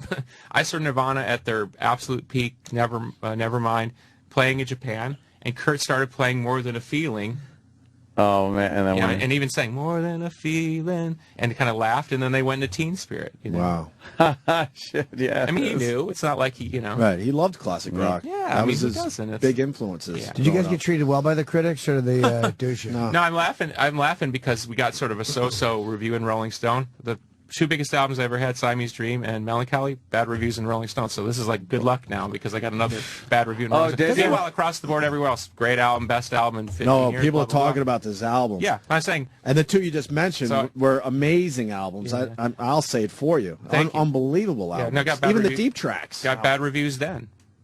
Doesn't Rolling Stone, they really weird. are snobby, and they try to be too hip, and I just think they stink. I think it's the most overrated magazine ever. I think Rolling Stone. I think they try to hate things. You know, try to find something wrong with things instead of just letting it be sometimes. if it was the critics only, I wouldn't be here. You know, fans have been amazing. They're difficult in their own way, but I appreciate the relationship that they want you to bring the best you got. Right. At least with the fan, if you bring the best you got, they'll show up. Right. The critics will think of some frickin' weird reason why somebody shouldn't listen to you. But you seem like a guy that wouldn't pay attention to the critics. Is that true? I really don't, but at the same time, it's like, you know, it's a little weird to put out an album that you know is really good, see you get poor reviews from particular magazines who have a bone to pick, God knows why, and then 15 years later they're trying to get you to interview about the album that they panned back in the day because it's become a classic. You know what I mean? See, it's like a weird Dostoevsky movie or something, you know? It's like, you know what I mean? It's like, hey, talk about the thing we didn't like then, and now we're going to talk about the thing we don't like now, and, Right. and it gets sort of surreal. Yeah. I think I have a good sense of what it is, but I don't know. I wouldn't be here if I had didn't have some ability, and the critical part of whether or not you match up at any given time with what they think is, I don't think that has anything to do with what people think. Right, right. Did you get screwed over on your first album? Like every band talks about how they had to give away everything? Or? No, well, we signed one of those kind of record deals, but that was everybody. Yeah, that was everybody. So there was nothing novel about that. But where we got lucky was they said they didn't think we could sell records on a major label, so they put us on. They had an indie imprint in New York called Caroline, which Hole was on, and a few other Rob Zombie, White Zombie was on. So it was a cool label, and they probably thought we were going to sell about 30,000 records. We sold 400,000. So by the time they bumped us up to the major label, they kind of couldn't mess with me, you know. Oh man, so you know what I mean? I had the leverage of the moment, right. and then every time they would try to mess with me, we would sell more records. So we kind of outran that Reaper, you know. Oh, that's pretty good. Yeah, you actually had a track record to go in there with instead of because there was an instance where they called me in for a meeting around '92. Nevermind was huge, Pearl Jam was huge, and they said they wanted to reissue our first album and kind of try to repump it up through the major system, bring it up to the major label, and I said no. And you should just, I mean, jaws drop, like, who's this kid to say no? Right. And I said, it's not the right record. We made this kind of cool indie record. It wasn't gonna fit in radio. What was the name of that? That was Gish, yeah. Oh, right, of course. Now, were you playing the type of music that you were writing, especially in the 90s? Were you playing that in the 80s somewhere? Were you, like... No, our song kind of evolved, you know, because we were taking kind of UK influences and then what was happening out of Seattle. There were bands out of Minneapolis that were playing kind of heavy. You just kind of pick up things. That's what I'm saying. When I heard grunge out of Seattle, I thought, oh, this is classic rock. Oh, okay. You know, these guys had listened to the same stuff that I was listening to, you know. I'm just wondering if you had to sit there and literally wait for the music scene to change from that 80s hair band thing to what it became in the 90s, and you kind of had to wait that out? Or? Nobody thought like bands like Nirvana were going to sell what they were going to. I mean, nobody. You got to remember. Yeah. You're right. So you weren't trying to maybe go with what was popular and successful at the time. Our thing was like, can you sell at a place like the Roseland here in New York or the Aragon in Chicago? That's what the biggest alternative band. Yeah, that's 4,000 people. Right. If you could sell those places out, you're like, wow, huge. We're huge. You know what I mean? It wasn't like, oh, we're going to sell at the Enormo Dome. You thought that was never going to happen. MTV was playing alternative videos on Sunday night, 120 minutes. Yeah. If you're lucky, we got one video spin on our first album. One. Wow. And the funny thing about that was Anthony Kiedis from the Chili Peppers saw that one airing, and that's how we ended up opening for the Chili Peppers on their tour. Saw that at Roseland. Yeah. But I mean, we're talking like small windows of opportunity. Sure. Yeah, Ant talks about seeing you guys, Red Hot Chili Peppers, Pearl Jam, yeah, and Pearl Jam at Roseland. Yeah, it was like way before any of the huge. Red Hot Chili Peppers definitely had their fan base by then. Yeah, you guys came out. No one really even knew who you were at the time. Yeah. And, everybody was obviously waiting for the Chili Peppers. It was, you guys had just hit the scene. And I remember me knowing everything about music. I'm like, who are these guys? And then, of course, you blow up. You know what I remember I'm about the that worst. show? Tommy Lee and Pamela Anderson were at that show. Oh, That's shit, what I remember really? about that. Really? You know, it's like the sort of first celebrity encounters. Like, oh my God, it's Tommy Lee. You know? Were they having sex in front of you? No. I mean, this is. They were perfectly behaved. Yeah. Well, so you're touring? Fall, album? probably, yeah. We figured it would take a while for people to kind of. The album's ahead of what our expectations were, which is great. So, you know, but if you're going to put out an album, you're going to say, listen to the album, and we're going to go play the album in total live. You know, it's going to take a while for people to get into it. Yeah. How fast do you block people on Twitter? Or are you a guy who will never block anybody? You got one chance. Oh, good. That's it. Yeah. If you want to say dumb stuff, I just block you. I just don't want that negativity. Right. I just don't get that. You know. Yeah. I don't get that. I don't feel like I have a responsibility to put up with the negativity. Now people who will they ask, feel like you do. That's their problem. I mean, I agree with you. But the funny thing is, fans will ask really interesting questions, and I'll respond. Right. But I mean, to me, this is my rules for the internet. If you walk up and say something to me that you can't walk up and say to me on the street, oh man, you walk up and say that to me on the street, I'm gonna knock you out. That's it. So as far as I'm concerned, same rules. How the internet somehow changes that dynamic where you want to be rude, because this is rude. So you want to be rude, that's fine. Go be rude with somebody who doesn't care. And then they get pissed off, and like maybe one of their friends will retweet them to you and say, I get could all you unblock him? You know what? Then that motherfucker gets blocked. I'm not going to sit there. You got to take out the whole village. He's being the guy's lawyer. Yeah. He's pontificating. It's better to just take out the whole village. If you're living on the oxygen of whether or not somebody's blocked you, you ain't got a lot going on anyway. Yeah. Right. Might want to look at your at least I turn around in my beautiful house and my dogs and my cats and my friends and my guitars. You know, I turn around to something substantive. You turn around, you're looking at nothing. Right. Well, okay, then it means a lot. I guess. Probably the unfinished basement. Yeah, you know what I mean? Mom's upstairs screaming, you know. Right. Yeah. But they never say stuff like that in person. There's just this cunty undertone sometimes, and then the fake names. It drives me fucking crazy. It's like they attack a performer. Very anonymous. They don't just go on as who they are and say something that they would say when they met you. That's the frustrating. I'm 6'4", 220, something like that. I mean, it's amazing how much doesn't get said to me in person. You know, well, people don't have that celebrity boundary, because sometimes people forget that celebrities are still people and will still react like men. Hey, I grew up lower middle class, working class, my whole family immigrants, and everybody, probably 90% of people listening to you understand what I mean. You grew up in that. It's the rules of the neighborhood. That's it. I don't care. You can call it whatever you want, social media, whatever. It's the rules of the neighborhood. You want to mess? Okay, let's go. But I learned pretty early on you don't go toe to toe, because that's the worst thing. Right. You know what I mean? That's like coming off Olympus to fight a flea. You know, because they got no power, and then you start getting haters gonna hate. It's like, thanks guys, thanks for the deep philosophy. Haters gonna hate.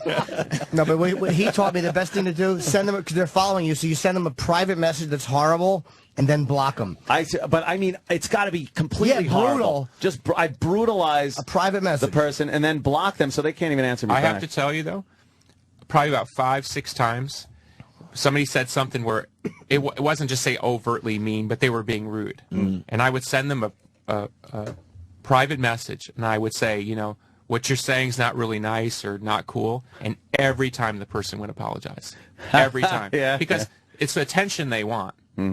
They're just saying a thing to get attention. It's like if I sit here and just poke you, you know what I mean, until you get provoked. Yeah, that's what they want. They just want attention. I get it, but I just can't deal with the negativity. So to me, that part of the internet's just like, that's. You think that'll change eventually?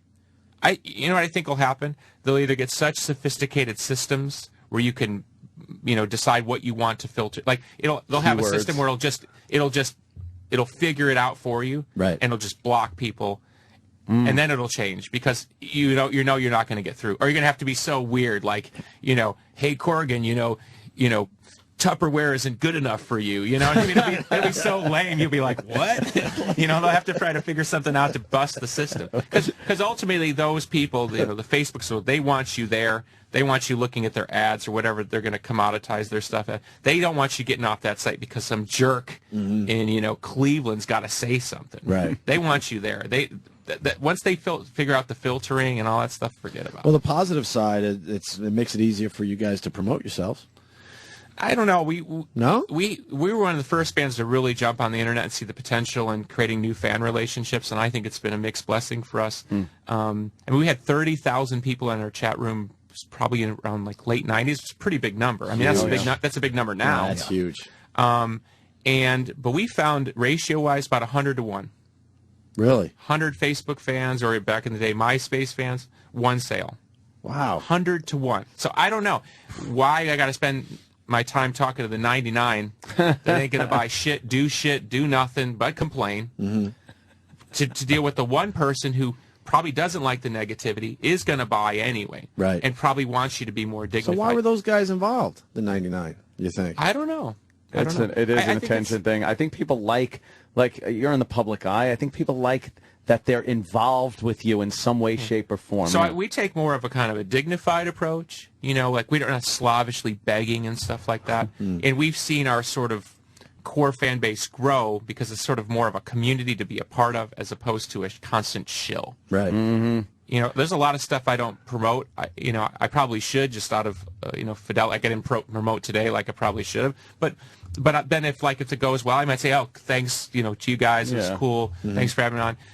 But I don't feel like I gotta be Bieberland, push my perfume and hey, it was amazing to be on Opie Anthony today. Oh, you know what I mean? Let's call that. It's funny. To me that's not why people like you guys, and that's not why they like people like me. It's they don't want to feel that. It's funny you bring him up. What do you think of someone like Justin Bieber?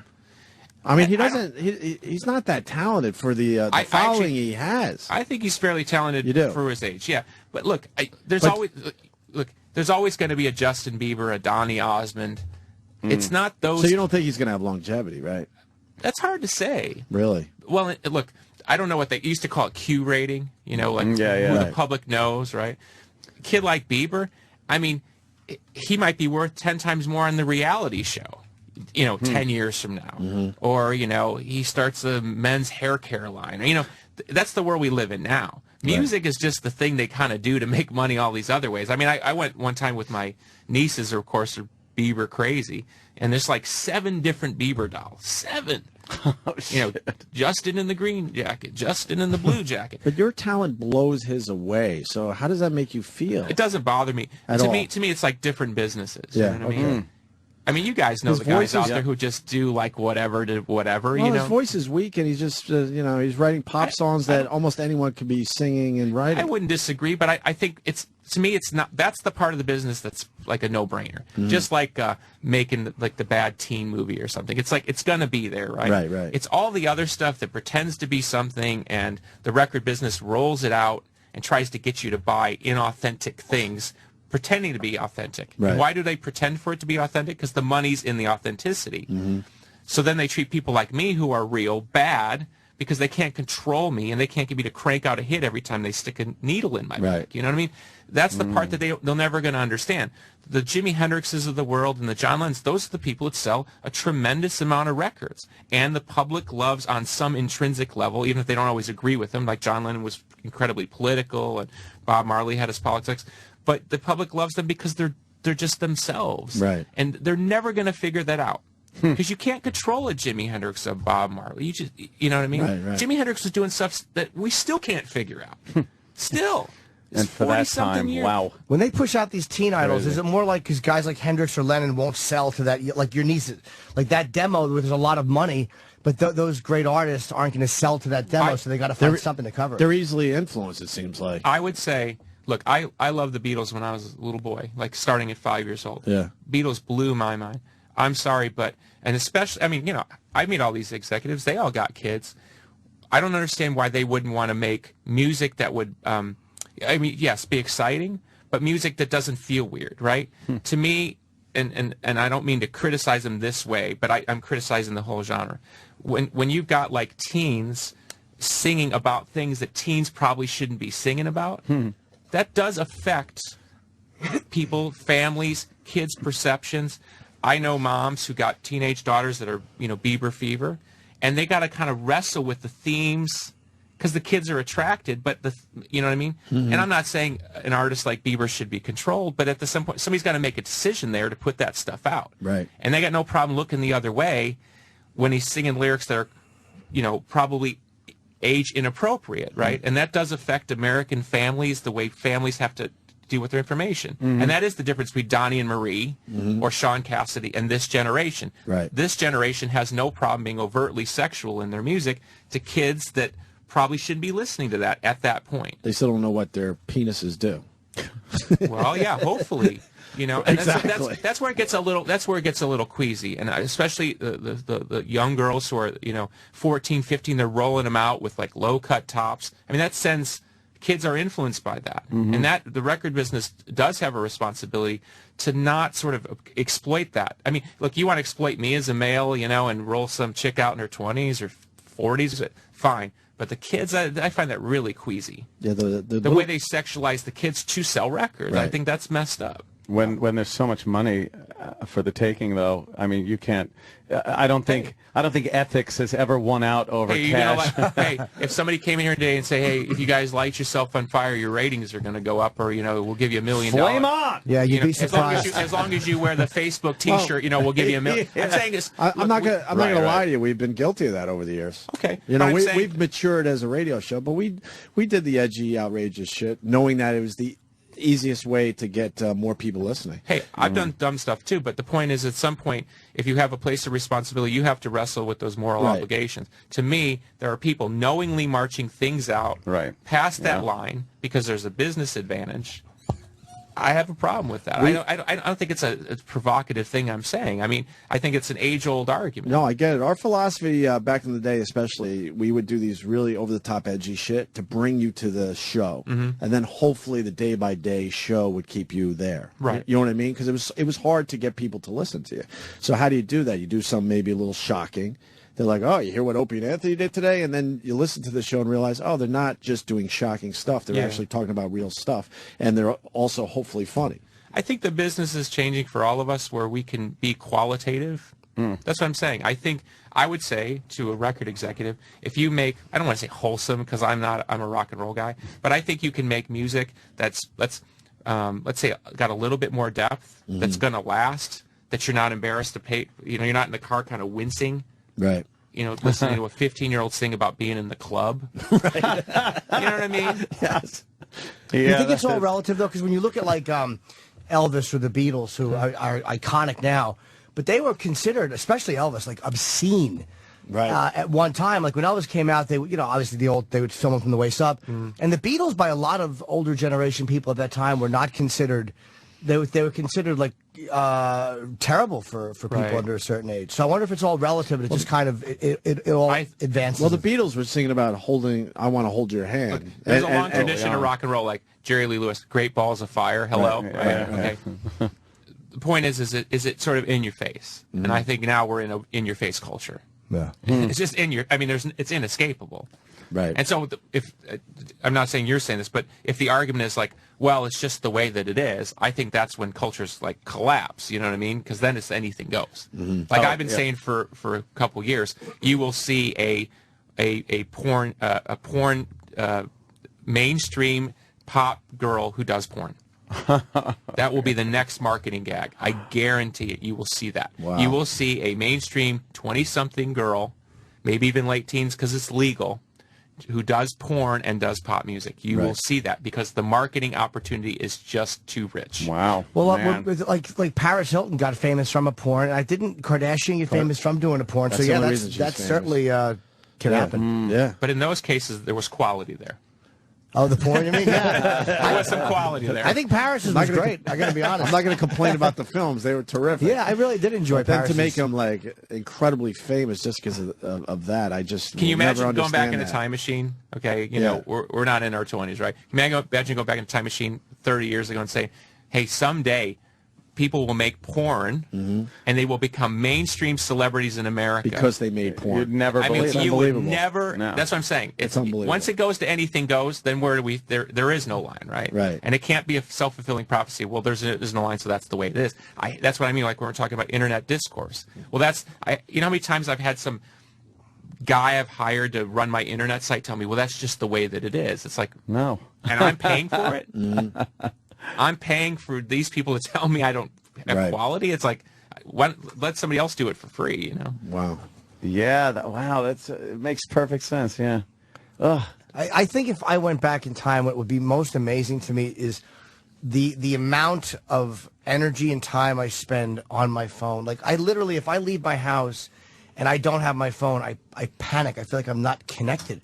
And I think that's the attraction to, like, people in our age group, at least, is you can't believe all the information you can get immediately. Like, when I was fucking 18, 19 years old, you went out, and that was it. Yeah, we talked to people. That's the amazing part to me. Is we got to talk to people. I actually will go for a walk, and I will turn my phone off, so I will actually look and go, oh, there's a tree. just shit you took for granted growing up. I mean, seriously, I have to, and of course, 5 minutes, and I have that impulse, like, yeah. And like, oh no, the phone's. I mean, that's ridiculous. And the sad part is, it's all this nonsense. And then you do turn your phone on, you're like, oh, there's nothing here really. Yeah, what am I looking for? Yeah, Twitter, Facebook, this, that. You go to like your 5 or 6 points, and it's like it's the same shit. Over and over again.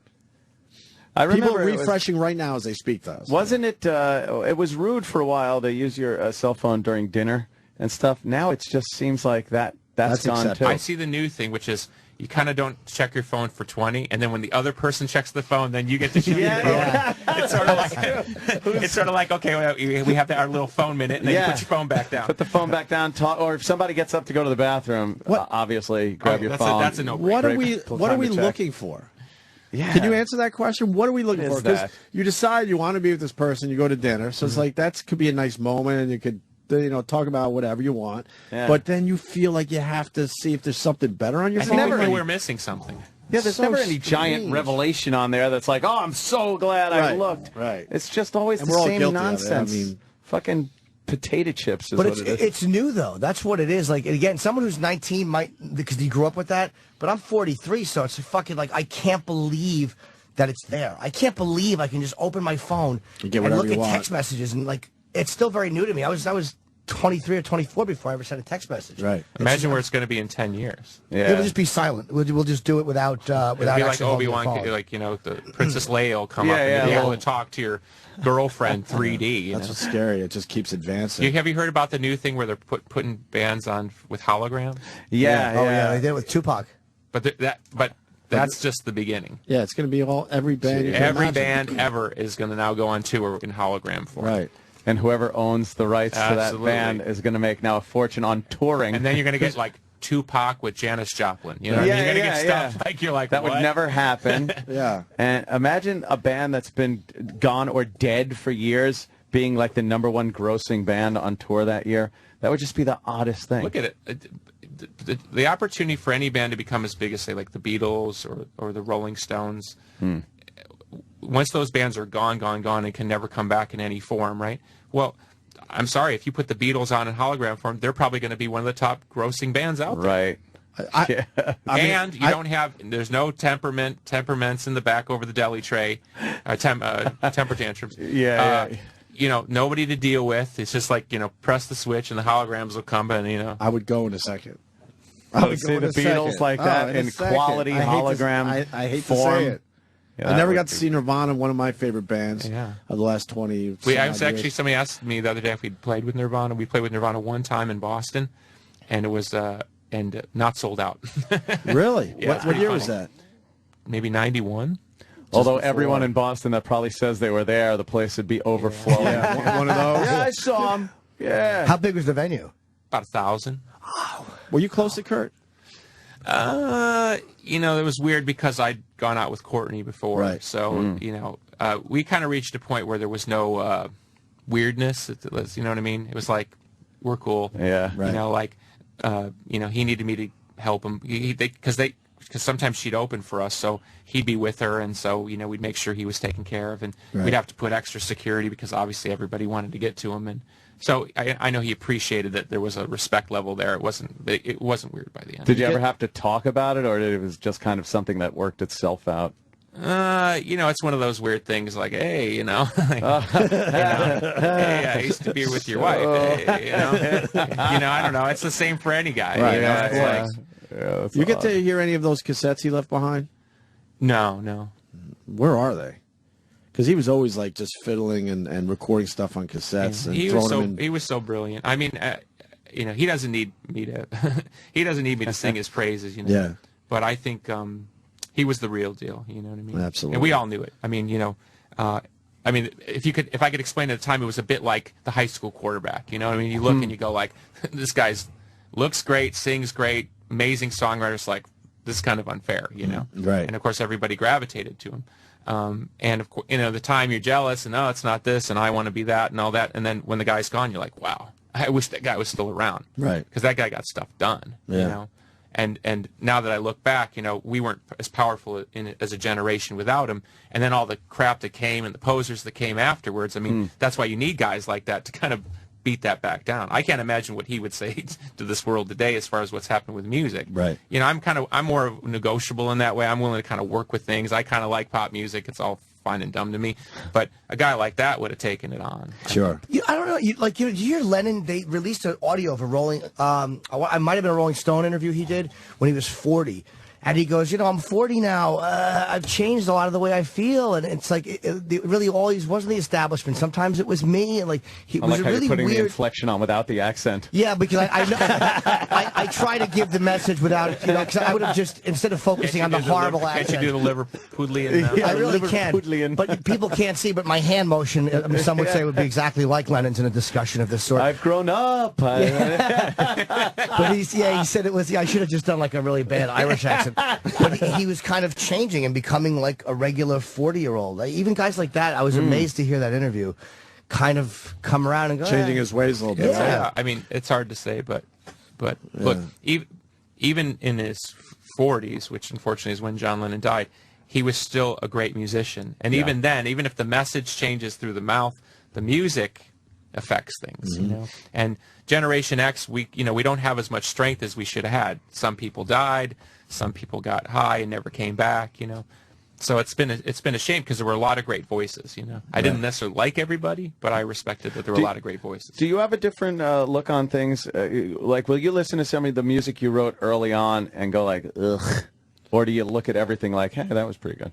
No, there's definitely some cringe moments. Yeah. But you kind of think, well, you knew what you were thinking, and you see time, where right. it kind of like, because you get caught up in dumb stuff. Like we used to think like we had to be heavier, and part of that was we were playing in front of these big crowds, and you want everybody to jump up and down. So the amount of energy we spent making certain songs, which aren't great songs, they good energy, but now I look back and think I could have done something better if I wasn't so obsessed with trying to get the crowd to jump up and down. Yeah. Is it embarrassing to do a music video? Whenever I see a music video, I'm always amazed. Like you see a performer singing, and it's like they have to go, "Now cut, do it again," and everybody's watching. Is that hard to do? Because I would be horrified. I always felt a bit weird about it, which I think is why in a lot of videos, and we started with the record label, why a lot of videos don't have that sort of just, here's the band performing in the parking lot stuff. Right. We tried to figure out ways to not do so much singing, because I always felt that if it wasn't the right thing, it came across as inauthentic, and I thought that was sort of not who we were.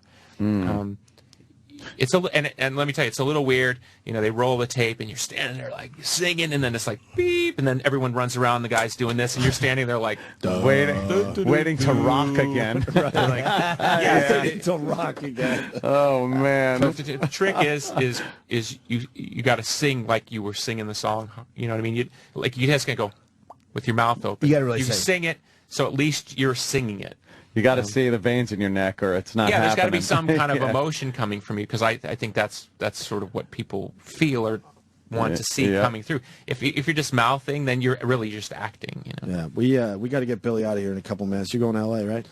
Yep. And we haven't even talked about the new record. Oh, that's okay. You sure? Yeah. You got to promote a little bit. Just tell us a little bit about the new record.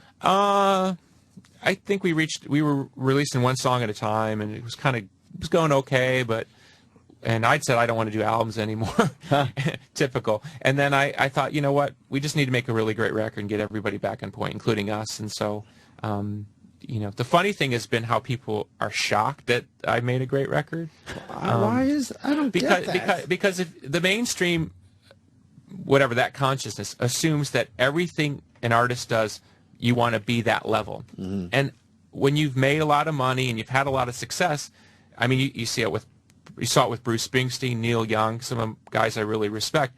There comes a point where it's like, not every album has to be the orgasmic, here it is, and the starship, you know what I mean? Sometimes you just want to make music that you feel strongly about. And so when I say that, well, you didn't feel strongly about your old work? He's like, no, we were trying to reach people. And so we found something that we felt strongly about to reach people. But some music just needs to be introspective. Some music just needs to be weird, just to kind of figure some other stuff out. So this is the first album I made in a long time where I was like, okay, I'm going to focus on that level. And it's like people are like, oh, you cry, like I climbed out of some grave or something. Meanwhile, I've been here the whole time. I've been putting out albums every couple of years. So it feels good. I'm happy. It's nice to see people happy around us for a change, and it's been a while. And we're just kind of going with that for the moment. Yeah, you're looking forward to touring? It'll be interesting because we're going to play the whole album in sequence, and we hired Sean Evans, who's been working with Roger Waters on The Wall, live staging. Jesus. Like I just saw The Wall in Chicago at Wrigley Field, 420-foot wall, Jesus. You know, on the outfield. It was insane. I mean, 42 projectors. You know, it's like only Roger Waters could pull out. You know, the Flying Pig and the whole thing. Yeah. Right? So, I mean, we wish we were that lucky, but we're going to do something where, you know, at least you can experience the album played live, and then there'll be sort of a set of visuals to go with it. So it'll be more of an experiential thing, kind of like back in the day. Yeah, I mean, back in the 70s day before my day. Right. What's your favorite Sabbath record? Sabbath, Bloody Sabbath, cool. I think is that's the difference between just Sabbath being a great rock and roll band and Sabbath being an incredible artistic, creative band. That record's just so dark and crazy and weird, and you know what I mean. I always love Volume 4. I don't know if you know that album. Sure. It's kind of got a really weird sound. And I remember talking to Tony Iommi once in the studio, and I said, "What's going on with Volume 4? What a weird song." He was like, "Yeah." See, now there's the accent. It always goes up at the end. Yeah. And he said like something along the lines like because it was they were working in L.A. in some house, and because it was L.A., the drug dealer would just stop by every day. He probably knew it was like it's a good place to. Yeah. He's like, you know, it's the drug dealer. He's like, yeah, it's really crazy. You know, it's like, but it's like, you know, as a fan, you're listening, oh, this record's so dark and weird. I wonder what they were, you know, this kid like upside down crosses Satan. Yeah, but he's like, oh yeah, the drug dealer was coming by every day. Came by, and that's the only reason. Every Sabbath record, every song on the record couldn't go on to any other album. I think that was there's nothing on Master Reality that belongs on Sabbath, Bloody Sabbath, or from Sabotage to there's just nothing that should go on another record. Yeah, and actually, I just got some sort of weird from Japan, like perfect, you know, I think it's called SACD. It's like super high mastered of Mob Rules, because I love Sad with Dio too. Sure. I mean, sound unbelievable. I mean, Dio, and I got to meet Dio once and talk to him for 45 minutes. That was incredible. Yeah, he came on the show once. He's just a fucking great guy. He was fantastic, really was. And that voice of his was just. And then you go, wait, he's 70. Yeah, that last tour he was he was 70. Yeah. He was born like in the early 40s. Jesus Christ. So when he was on that last set of touring he was doing Sabbath, he was in his 70s. Holy shit, man! And you're like, wow. I can't wrap my head around that. Yeah, it's still hitting every note. Yeah, he had one of those friggin' rock and roll voices. Yeah, unbelievable. Billy, what a great conversation. I like this a lot. I think we got to get you out of here because you got to go to L.A. Doesn't that sound wrong? What? We got to get you out of here so you go to L.A. That just sounds so wrong. I'm sorry. It's like you guys are condemning me. We got a guitar in the corner and everything. Go to L.A. We wanted you to play, but I know you're a busy man, and we appreciate you coming in. Thank you. Thanks for having me. And good luck with you're not going to need the luck, but Oceania. We do need the luck, honestly. You think? It's a really weird atmosphere, you know? Right. I mean, look, if you're competing against people you respect grudgingly, it's one thing, but when you're competing against a bunch of robots, I mean, it's robot land out there. Right. Yeah. And it's shocking to me because alternative culture was always like, well, there's all that, and then there's us. Right. And then when the Stepford Wives took over alternative music, it got, you know, it's weird. It's like you're looking around like, what happened to that kind of vibe? Right. You know, you just don't fit in our. You know, we'll play all your old music, but you just don't fit in our demographic now. You're not heavy enough. You're not this enough. You know, and then you're listening to these bands, and it's like, who are these people? Right. You don't even know what they think. You don't know what they feel. You don't know what they look like. I mean, it's just sort of like this blur of people. Right. And they just keep running them out there with, like, heavy names like, Thor Hammer and Hammer Thor. And, you know what I mean? It's like, okay, just keep running them out here, You've been around. I'm just like, okay, I'm still here. You've been around long enough to see the whole thing change. Yeah. A few times. Yeah. I get the feeling, though, like Rush just put out a new album, right? People are praising that album. Okay. Biggest first week in Canada they've ever had. Really? Okay. So that tells you something. People are kind of figuring out, you know what? Like, I'd rather have Rush around. You know what I mean? Now, they made a great album. Than Thor. But, Hammer. hey, I'd rather have a Rush around than all these other people. I think people are starting to figure that out. Right. Because don't forget, Hope I Die Before I Get Old. There was a point where you weren't supposed to be old and rock. Right. But, hey, I'll go see The Who any day. I'll take The Who at 80 over just about anybody. Right. Because they're going to give you something. I mean, remember when they played at the 2001 9/11 memorial? Mm-hmm. And people were like, because that's what you need in those moments. You need real music. Right. And that's the weird thing for me, because economy's bad. A lot of people are struggling. They need real music right now. Right. And people like us aren't perfect. It's not. Like I did an interview with Geddy Lee yesterday, and the guy said, it was kind of like a co-interview. And the guy said, you both have unique voices, And Geddy Lee goes, nobody wants our voices. Because we both have weird voices, right? Right. But that's part of, Rush being weird and different, and Geddy's weird voice and my weird voice. That's kind of what people like, because you're real. It's yeah, like, and you know it when you hear it. Yeah, You know who it's like- it is. I right? call it unique, not weird. Okay, great. But the point is, but the point is that maybe we're starting to figure out that the unique quality is the thing that really makes the difference. Right. Because you can't manufacture people like me. You know what I mean? And maybe you don't want to. Mm-hmm. But I mean, okay, how many Eddie Vedder clones have they marched out? Yeah. You know There's what I been mean? a few over the years. And I'm not a big Vedder fan, but at least he's Eddie Vedder. You know what I mean? You know who he is. You know what he's about. Okay, well, okay, great. These other people, I don't know what they think. They might be from Mars for all I know. They don't know what they're thinking. Exactly. We're never going to hear an auto-tuned Billy Corgan. No, actually, I refuse to use autotune in the studio. No shit. Good. Believe me, there's times where it's like it would be so much easier, and I got to get home, and I just go back out and sing it again. Right. Because I just don't want to be that guy. Little flat on that last line there. Fuck yeah! Can't you just run it through a machine? No. You brought up Rush so quickly. Why aren't they in the Rock and Roll Hall of Fame? Why isn't Kiss in the Rock and Roll Hall of Fame? Right. Well, what is that all about, you think? It's got to be some kind of politics. You just made Jimmy very happy. Yeah, by the way. it's been Sabbath driving and me Kiss. nuts. The fucking bands. I mean, Jimmy is a Sabbath, huge I went to Kiss Sabbath's fan. induction, and they finally got in after all those years. But Kiss not getting in and Rush, it's sickening. What does Rush have to do at this point? It's stupid. I think I've been talking, because I've been doing the press rounds here in New York. Yeah. I think it's time where the music business is messed up, but it's time to start bringing in those bands that people love. You know what I mean? Mm-hmm. It's not a critics thing anymore. Like we were talking about the critics. Mm-hmm. Right. A lot of people love my band. A lot of people don't like my band, don't like me. But the rock and roll, if you don't have that passion, I mean, what the fuck are we doing? You know what I mean? Right. If you just turn it into just baking cookies and stuff like they try, okay, Kiss, still getting it done. Still. But what? Rolling Stone can't give them a cover? Why?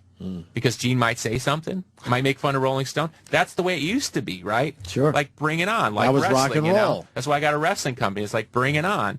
What happened to the Bring It On? What happened to the Bring It On part of rock and roll? Yeah. They're telling us you got to go because you got a flight. They're whispering, "Oh, you got to play." Do I? Oh, Yeah, that's my jet's waiting on. You have to go to L.A. We'd have you sit in for the rest of the show. Yeah, I'm thanks. loving Great, this dude. conversation. Yeah. Thanks. All right.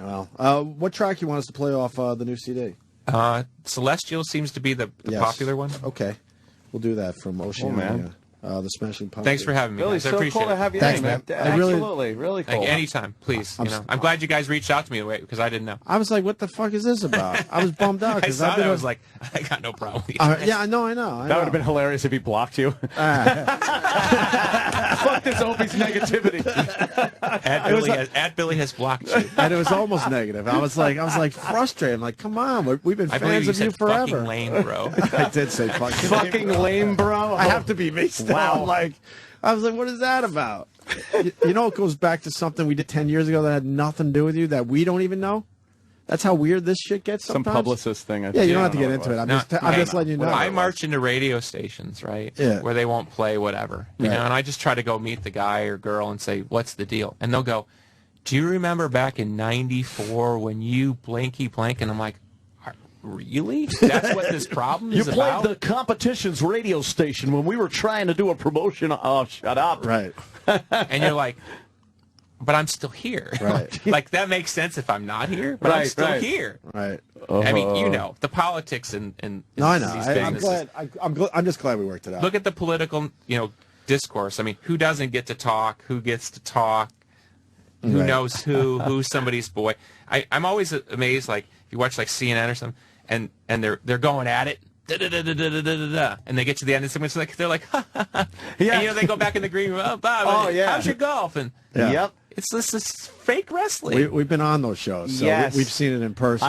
In the green room, you're absolutely right. They're like, Everyone's "So, all what are pals." You working on that book? Yeah, it's going well. What publisher? Oh, yeah, I've worked with them. Yeah, they're just the best of friends. They're all drunks. Oh, my God. Everybody on any news day. I've gone out with the Fox News people. I've never met a bunch of drunks like the Fox News people. Boy, can they drink. I believe in psychological terms that's called unconscious guilt.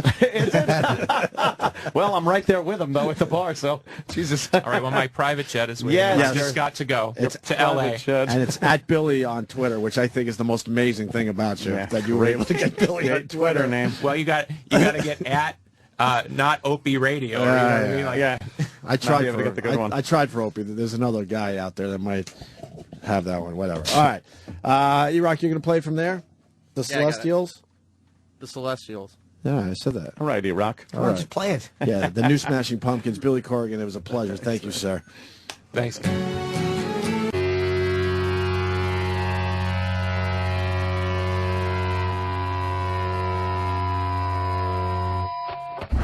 Sirius XM.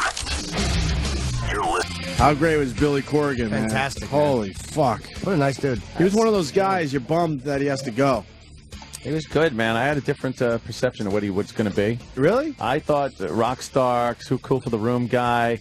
Like his music is so strange that I kind of thought his personality was going to be like that music, and you know, no one understands me, man, kind of like that. Oh no, man, he was down to earth. Yeah, he's the regular guy. Comes in here and just fucking starts talking about anything. Regular guy from Chicago. Yeah, I heard the Chicago accent a little bit.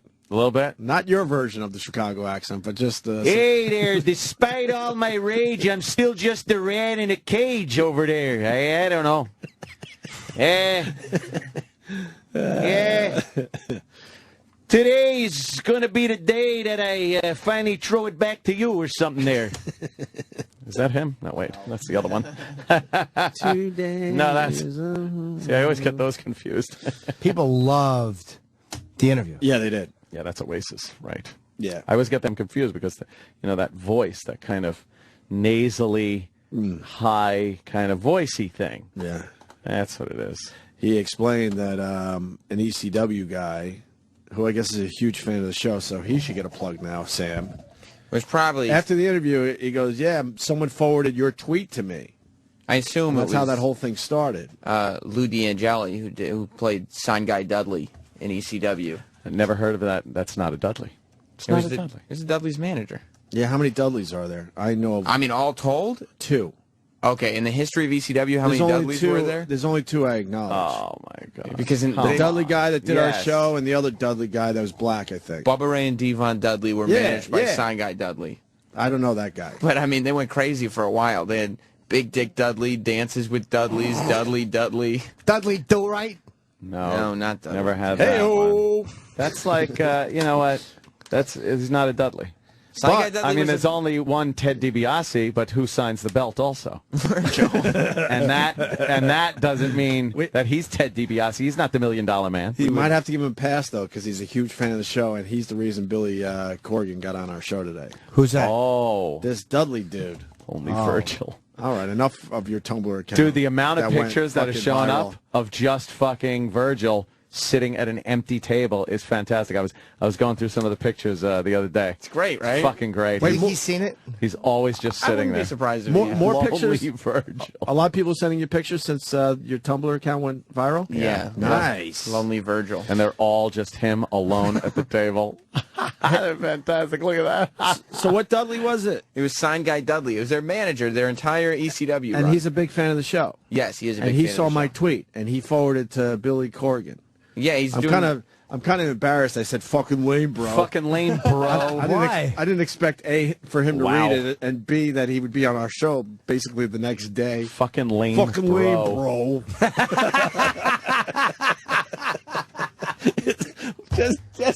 just sit with that for a second. No one says that. Fucking lame, bro. Fucking lame, bro. I didn't know what else to. I was really frustrated because I'm sick to begin with, and I'm like, I hear this whole thing going down. I'm a huge fan. I know he would be great on the show, and I just didn't know what to tweet. So I just fucking lame, bro.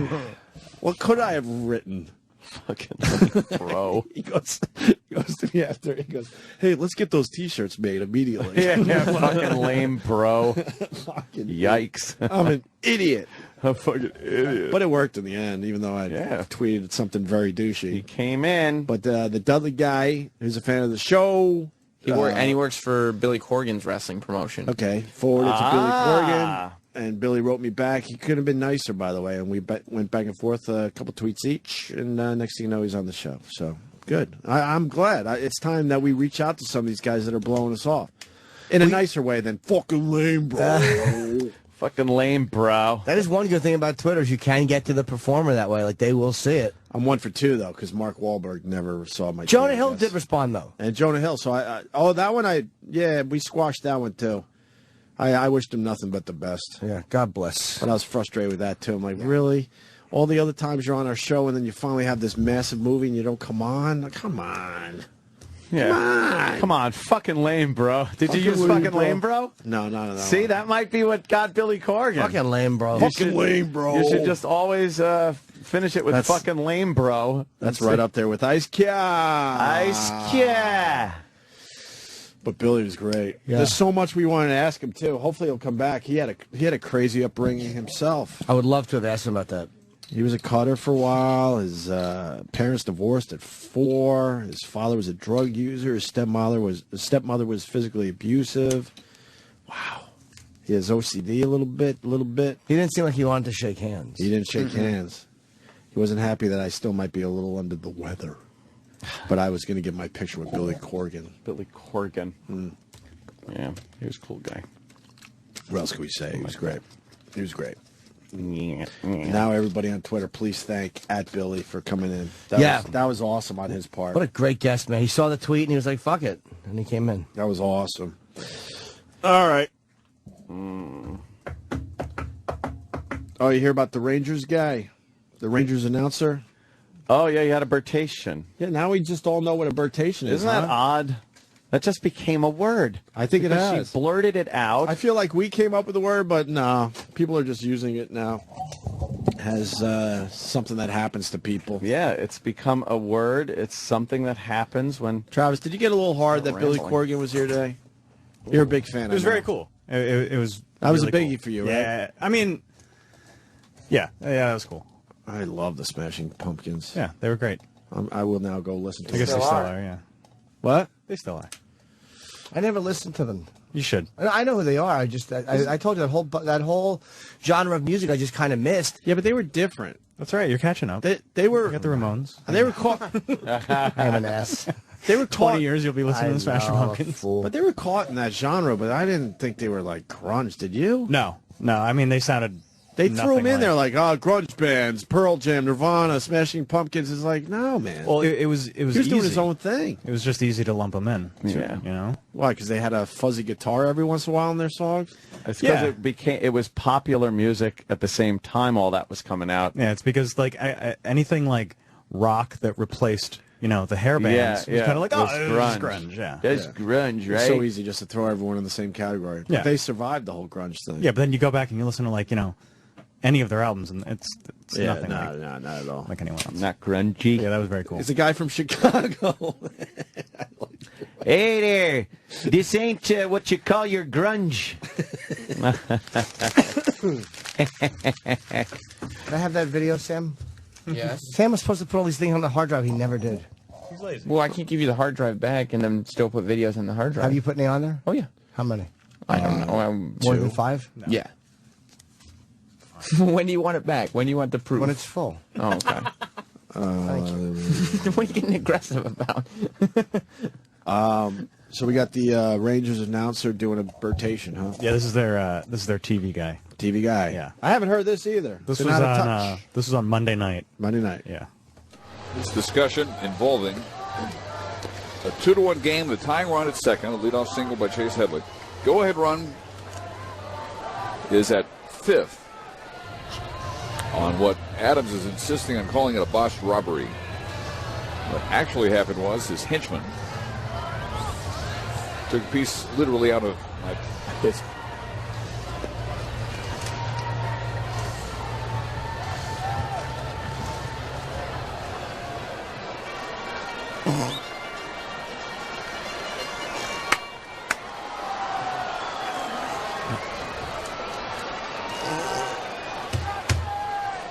Here is Kotsay. There's a good pitch right there. Why does that happen to people? Wow. Why did the other guy talk? Henchman, botched robbery. Yeah, nobody knows what a botched robbery is, and no one knows where 5th base is. 5th, yeah. The tying run was on 5th, right? 5th base. Wait a minute. 4th would be home. 5th is first. You just keep going around. Oh, I see. Okay. Is that a brain tumor? What the fuck is that? I don't know. He I says never want that. He's blaming it on lots of migraines. He said he had a migraine headache.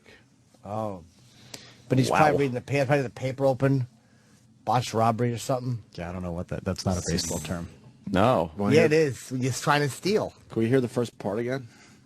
This discussion involving a 2-1 game, the tying run at second, a leadoff single by Chase Headley. Go-ahead run is at 5th on what Adams is insisting on calling it a botched robbery. What actually happened was his henchman took a piece literally out of my his. Oh my Took God. a piece literally out of my brain. It's like, what the fuck is he saying? And he said his henchman. He wasn't saying a player's name. No. That seems like something you read in the paper. Wow. Yeah, maybe. That sounds like paper. Botched robbery, his henchman. Oh, whatever it was, it had nothing to do with what was going on the field. I was cracking the fuck up. Why? Fucking brain tumor or something. That's not funny. Wow. It is tobacco. It is a Buick. It is Saturn. What? You know, look at that! JFK is smiling! Goebbels knew! Goebbels knew! And look at that! Toast is a New York Yankee! Foot to foot and ear to ear. Look at that, John! Pettit just ate the toaster! I'm having a rotation! I quit talking or something! I don't know what it is or something! Little Chip Waldman. Chip Waldman rules. I know a botched robbery is when you get caught, you know. Oh, yeah, or stealing someone and gets all killed, that. yeah. But how he how he said that was. No, Grand Union can. A Grand Union can. What? Someone tweeted me that local news finally did something on John Sterling's home run calls. Did you guys get that piece? Was it a complimentary piece? I don't know. That's Probably. But they finally said Institution. they finally did a whole piece on him and his douchey home run He's the calls. color of the Yankees. I can try to find it. Yeah, can you try to find that? Local news, that shouldn't be hard. I know. I think it was either 9 or 11. To It's be fine. honest with you. We have ways. All right. Cheetah leads off. There's a really bad wig and a Muppet face on third. Boo. Hey, we got Warren Sapp coming in today, huh? What is he promoting? Yeah. He's going to be in the Hall of Fame or something? What's up? No, he's got. He will be in the Hall of Fame. But that's not what he's promoting. What is he promoting? He's got a show on YouTube. Yeah.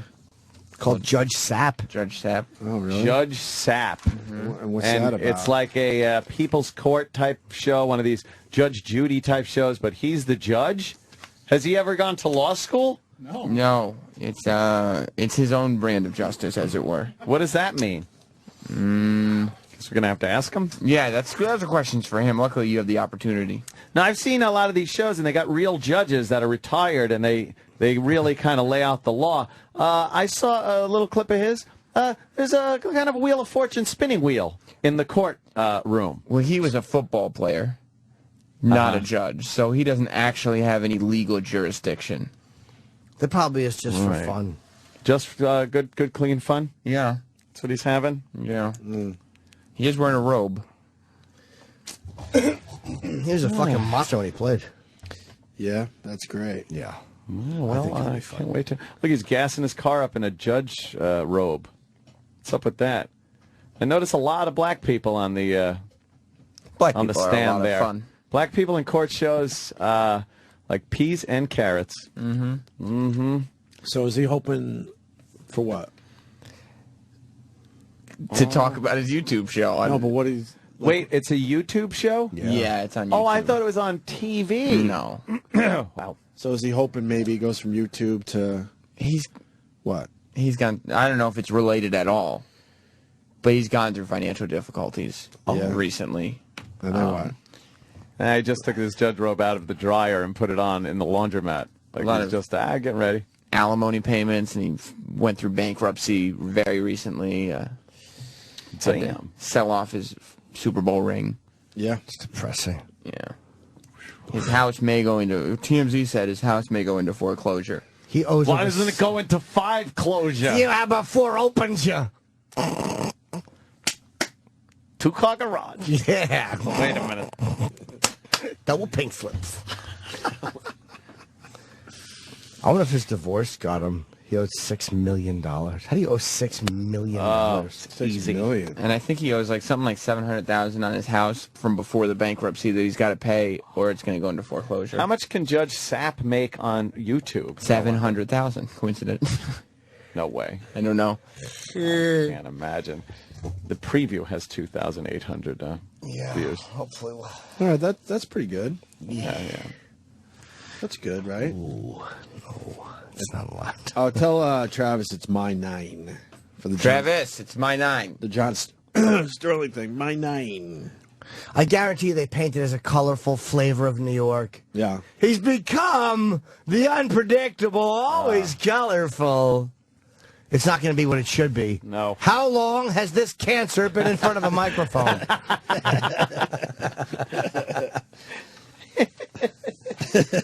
Yeah, fuck, man. Holy yeah, fuck. I'm sure it's a very complimentary piece. Not what it should be. Yeah. All right.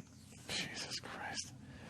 I had something I was listening to on the news on the way in I wanted to touch on, but I can't fucking remember it. Shark attacks? No, what are they back? Well, even 1010 Wins made fun, saying, well, time for another shark attack story. Oh, which are non-stories? I guess they're saying that the sharks are in Cape Cod this year. Oh.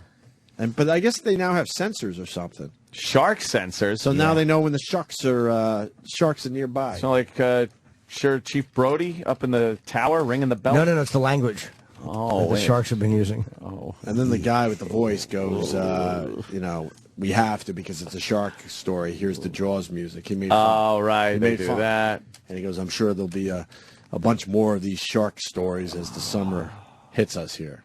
Yeah. Sounds fucking great. It was pretty amazing. No, that wasn't the story, though. Oh, was it? No. The heat?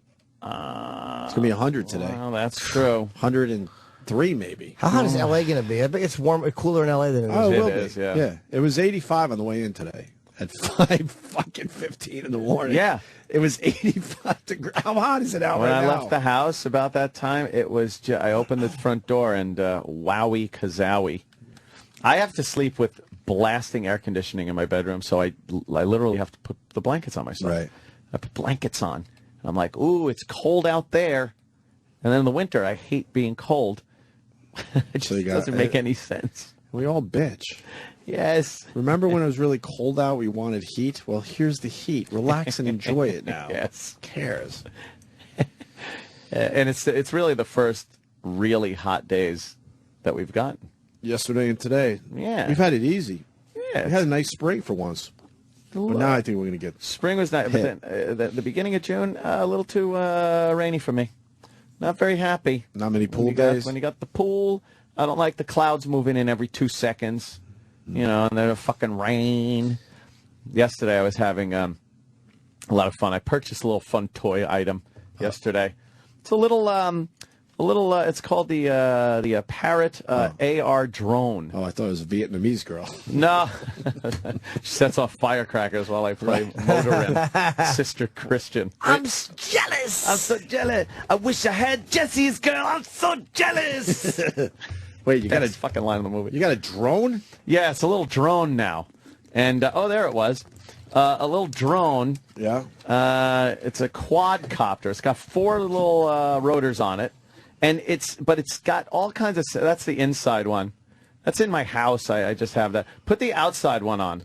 Wait, you got a... Go to my channel. Wait, What's wrong with you? You got an actual helicopter that you can fly more than once? Yeah, believe it or not. We broke those things. Oh, I know. One ride every fucking time. This one works with an iPad as a controller. It's an iPad. And you can see the video that you're out of the camera on the front of this thing. How's the quality? Look at the quality. That's We're the looking quality. at it. That's, oh, wow. That's it's on the Ant's video. YouTube channel. Going over, and I was nervous. I flew it over the pool at very low altitude. How many feet off the water is that? It's about 2 feet off the water right there. That's pretty cool. I flew it up to the waterfall, and then I decide, I'm going up. It's going up, people. So how I high up way before you don't have control anymore? I could have gone higher.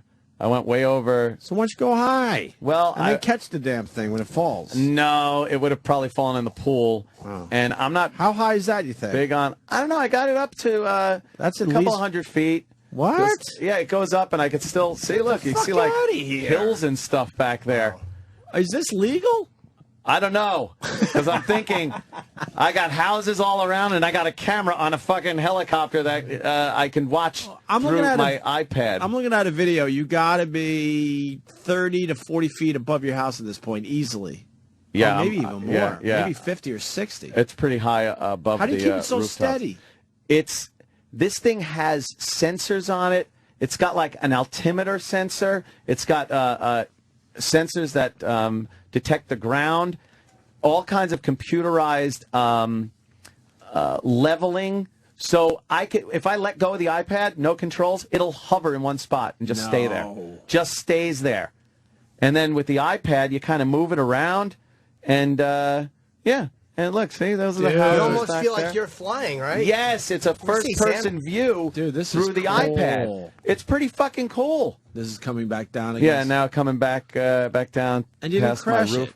No. I would have crashed. Wow. And it's the first time I flew it. It's very easy to fucking fly. So how far can you go with this? I don't know. I haven't really shaken it what down does the yet. instructions say? I don't know.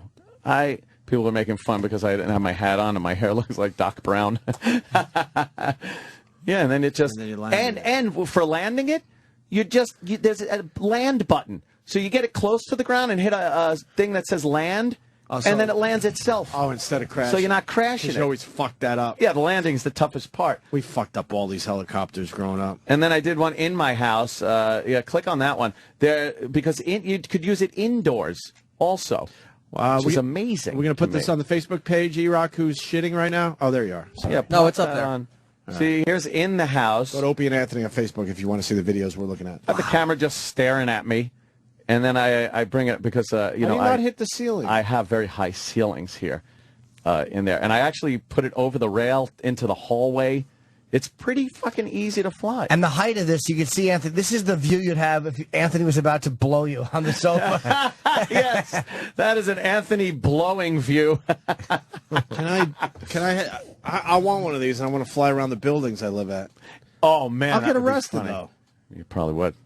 You can see in all these windows, finally. I was thinking of, My spy scope sucks. taking it to the house behind me where the the Asian daughter. Remember, I had to look at it through the scope of the 50 cal that I have. Why didn't you go now down? I could just do this. Why didn't you go down the street to see how far it could go? Well, I didn't want to. I was just cool. shaking it down at first. It was a shakedown. I didn't want it to get too far out of view. You can control it just looking at the camera view, which is really cool. So you don't even have to look at it. I sent it over my house on Wait. So you got the iPad. I finally figured this all out. Yeah. So you're seeing what the helicopter's seeing? Yeah. And you're, oh, wow. So you could fly it like that. I flew it over my house where I couldn't see it anymore, and I saw my front yard. And then I brought it back over the top of the house into the backyard again. How far does it go? You don't know. I know you. I'm not sure. I'm really not sure how far it goes. Why are you so shady about this? Who got you this? No. You always think I'm involved in a conspiracy. Well, something's going on. I don't know. You haven't answered one question. Oh no, I have. It's great. 300. Where'd you buy? Oh, that's not bad. Brookstone. Really? It's in Brookstone? Yeah, it was in Brookstone. No. One thing finally cool in Brookstone. Yeah, Brookstone sucks. Yeah, it's like, how many vibrating chairs do you need? Oh, another special pillow? Really? Yeah. It's slippers? Oh, yeah. Yeah. Oh, great. You always walk in there and someone sitting on those dumb vibrating chairs. Yeah. Golf gadgets? Oh, wow, yeah. See, I flew it right through from the between the ceiling and the railing for the hallway and stuff. I'm bored with your indoor video. I like the outdoor one. Yeah, outdoor is a lot better. Indoor is just hard to do. You're seeing the rooftops of all your neighbors. That's crazy. I could hover that thing right in front of a window if I wanted to.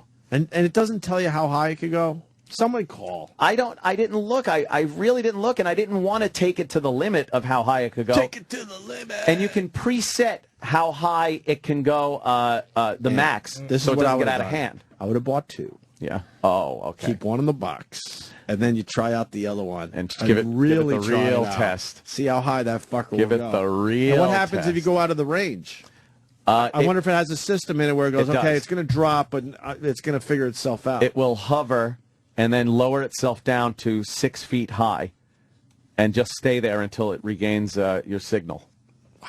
And they figure that shit out. It's got various things to adjust. You can adjust how fast it climbs up and down, how high it actually goes. So you can make it so it will never go higher than 10 feet if you want, right? Or max. You can whatever angle it's going to be on, so it doesn't go on a crazy angle forward and really go fast. Right. You can adjust all of that stuff. I want to buy one for the city. That would be really cool. They have videos online of people buzzing it through Central Park and shit and Sheep Meadow. Yeah, looks pretty cool in Manhattan. But it was fun. I was just fucking around with it yesterday, first time, and I was able to fly it around pretty well. It's not like a regular helicopter where it's really hard to fucking fly. I think it's impossible. But and the camera's really steady on it and stuff. Yes, I was doing that yesterday in the heat, in the blazing heat. I was jumping through shitty sprinklers with my kid. That's what we get in New York. Oh, by the way, buy 3 batteries or 4 batteries with extra batteries. Keep them in the charger. What do you get while you're doing it? Double D's? You probably get at the most 15 minutes of flight time on a battery. That's it? That's it. So why don't they give you a good battery? Well, it is a good battery. That's a good battery. That's all they could squeeze out of it. There's so much shit going on with the thing. I guess it eats up a lot of battery. But why don't you just get like a long cord or something? Yeah. Yeah. A long cord. Get a gas-powered one. Yeah, right? Warren Sapp is walking down the hall, by the way. So. Is he? Oh, Jesus. Oh, my God. I looked and laughed. Who is that? Some other. Oh, boy. That's, oh, boy. Some other lady. Yeah, I got nice confused. lady. I thought it was Warren Sapp. Is she going into, yeah. Why don't we take a break and get ready for Warren Sapp? Yeah, got to tinkle badly. So do All I, right, man. go tink. I have a plug for tomorrow. June 22nd tomorrow night, I'll be in L.A. at the Hollywood Improv on Melrose. One show only, HollywoodImprov.com. All right. Chop, chop. Sirius XM, the Opie and Anthony Show.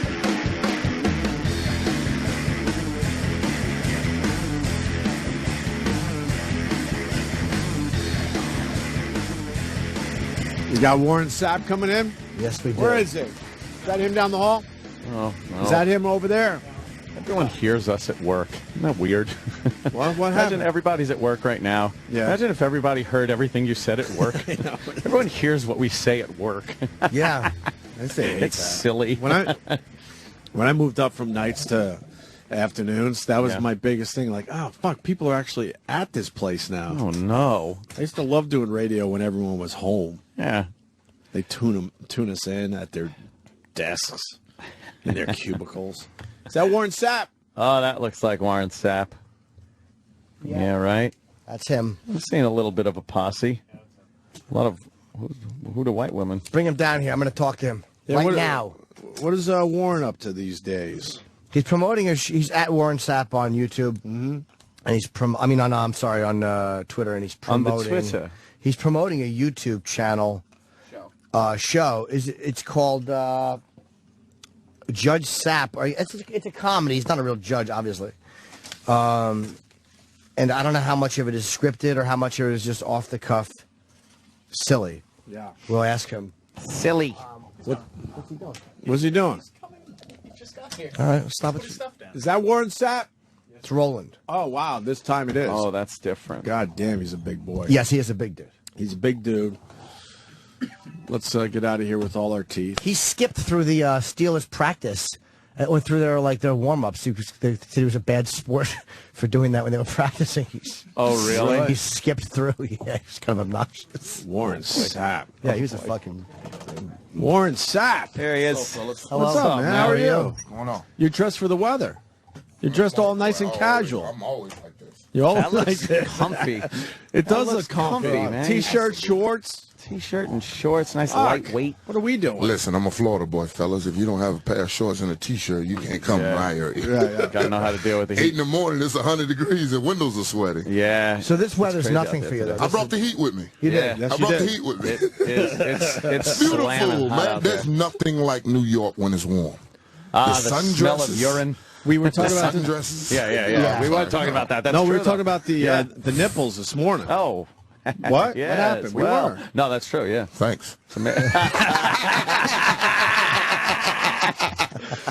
Yes, sir, buddy.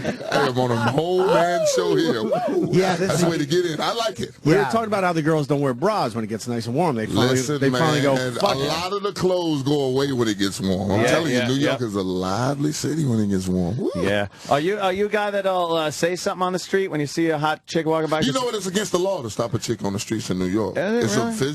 It's against the law. But not stop her, but will you say something? like unwanted advances, like Well, unless you're you're asking a for judge. directions. You're a judge It's now. against the law. Wait, should even know the that. directions? She what? Even No. you're lost and you go, hey, miss, directions. Any kind of, I would like the phone number, like to get That to know you. Any of that is illegal in New York. Y'all know this, right? I've been told. I heard that too, but I didn't believe it because every 5 seconds I fall in love on the subway. So. It's a beautiful city. I'm just telling you. Wow. Are you really how that, much? Are you that guy? Like, you just are you always looking? No. You're not choosing, so why are you looking? What? What happened? He's never chosen a woman. Neither one of us, all 4 of us fellas who think we're so smooth and suave and debonair, we've never chosen a woman. Even the one that you want to marry, you get on your knees, set up the night into a nice, probably a Caribbean island somewhere, get you a nice ring, at least 3 carats, all dressed up nice, and you're going to get on your knees and ask. And if she says no, you got to get your ass up and dust yourself off and go find another one because she don't want you. Yeah. You've never chosen a woman in your life. They choose us. They always choose us. Well, you were you went through are you You've back? been living that whole time and you didn't know it? You didn't get it? Oh, you think it's your watch or that plaid shirt you got on? Nah. She just wants you. You just happen to be standing there, brother. Trust me. Damn, I learned something from Warren Sapp today. Would you get Every day remarried? you learn something. Would you get remarried? Absolutely. Oh, you would. I'm not dying alone. I answered for you. I'm not dying alone. Well, you would do it again? Yes. I did 10 years. Almost 10 years. And See, it sounded like a prison That's sentence. exactly what I did. Almost 10 years. And listen, will I ever when get you, married when again? you do it, No. He wouldn't Never get, again. He wouldn't Hey, get married again. Swear. let me guess, you have no soft companion at night. You go home to Oh a yeah, couch but that ain't and no a television But it's and no direct marriage. TV. No marriage though. So you won't show up as, what's that man's name? Phil Shifley at your own. Yeah, right. At my own funeral. Yeah. I have DirecTV too, but I need something soft beside me. No, absolutely. DirecTV's beautiful with all the channels, but something soft beside me just makes it all You don't have worthwhile. to marry her. God damn, man, I lost so much fucking money because of that goddamn divorce. It's always cheaper to keep her, no doubt. Oh, man. You never know that until you actually let go. But yeah, I'll second that. Amen, brother. Oh yeah, I hear you. Amen, brother. Oh man. Did she rake you over the coals? Nah, I pretty much gave it up. You know. Oh, you did? You think you're gonna be a good guy, take care of her, the kids? Nah, it never stops. Yeah, I know.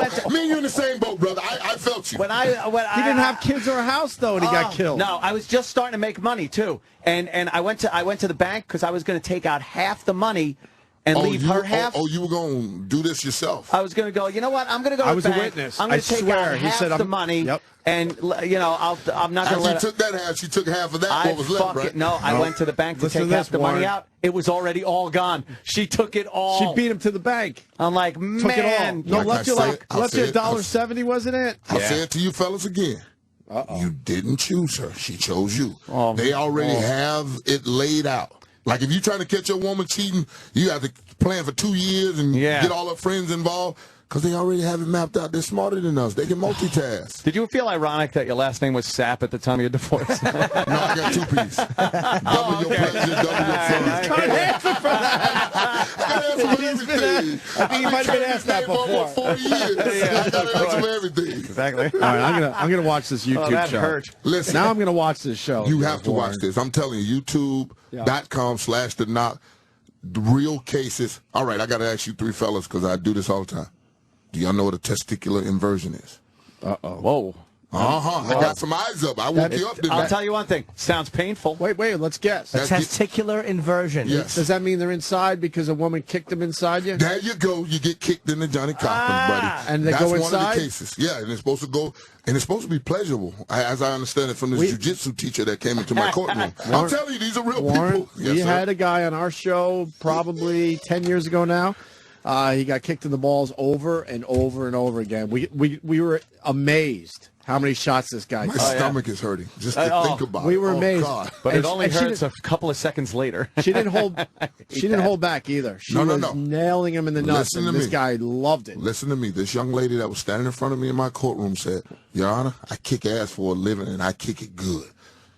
She a dominatrix? Yes. Yeah. She said, sometimes I get a running start. Yeah, we saw this. It's called ball busting. It's called ball busting. They love it. Guys love it. No. They love it. Buddy came in and was like, I had a safe word. I say, that lets me know right there you want to go too far. If you're going somewhere and paying for a service and you need a safe word, you had way too... Did you ever have a mishap with a cup or anything where it didn't work and you got hit? That's only in baseball. Oh, yeah? Is it? A jock does everything you need in the football sense. Really? That's why we don't wear thigh pads and any of the other stuff. You know, waist down, you're good. Yeah, you never an errant elbow when you fucking get nailed. No, a knee in the bottom of the pile like that. That'll happen to you. Wow, just hurt my stomach. Yeah, again, right? I'm telling you, man. If the wind blows hard, you know, brother, I'll shrivel up and run in the corner. Come on, man. Now, what kind of credentials do you have as a judge, sir? Wait a minute. We're questioning you. Wait a minute. I'm questioning You're questioning my common sense and my ability to dispense fair justice? Never. He never is, your and common I don't care for that questioning. I've been in a locker room full of 80 men. Oh. You know what I'm saying? Don't bring sexy into this conversation. Wow. They say 1 in 4. Now I see why. I didn't know guys actually thought that way. You know, normally you go to the Northwest, you hear pause. Like, who pushed play? That's all I want to know. Who pushed play? So I understand now. But no. Well, you never had soap battles? What was it called? What is it? Soap battles. You never had soap battles? Sandusky's going to jail. Oh, yeah. A football locker room is pleasure. I love how he was good and didn't need to take the stand. You don't have to be. I'm good. Oh, no. I'm good. How about the wife? He didn't ever touch the boys, but I didn't go down those steps and see. Yeah, I didn't look, but I don't think he was touching them.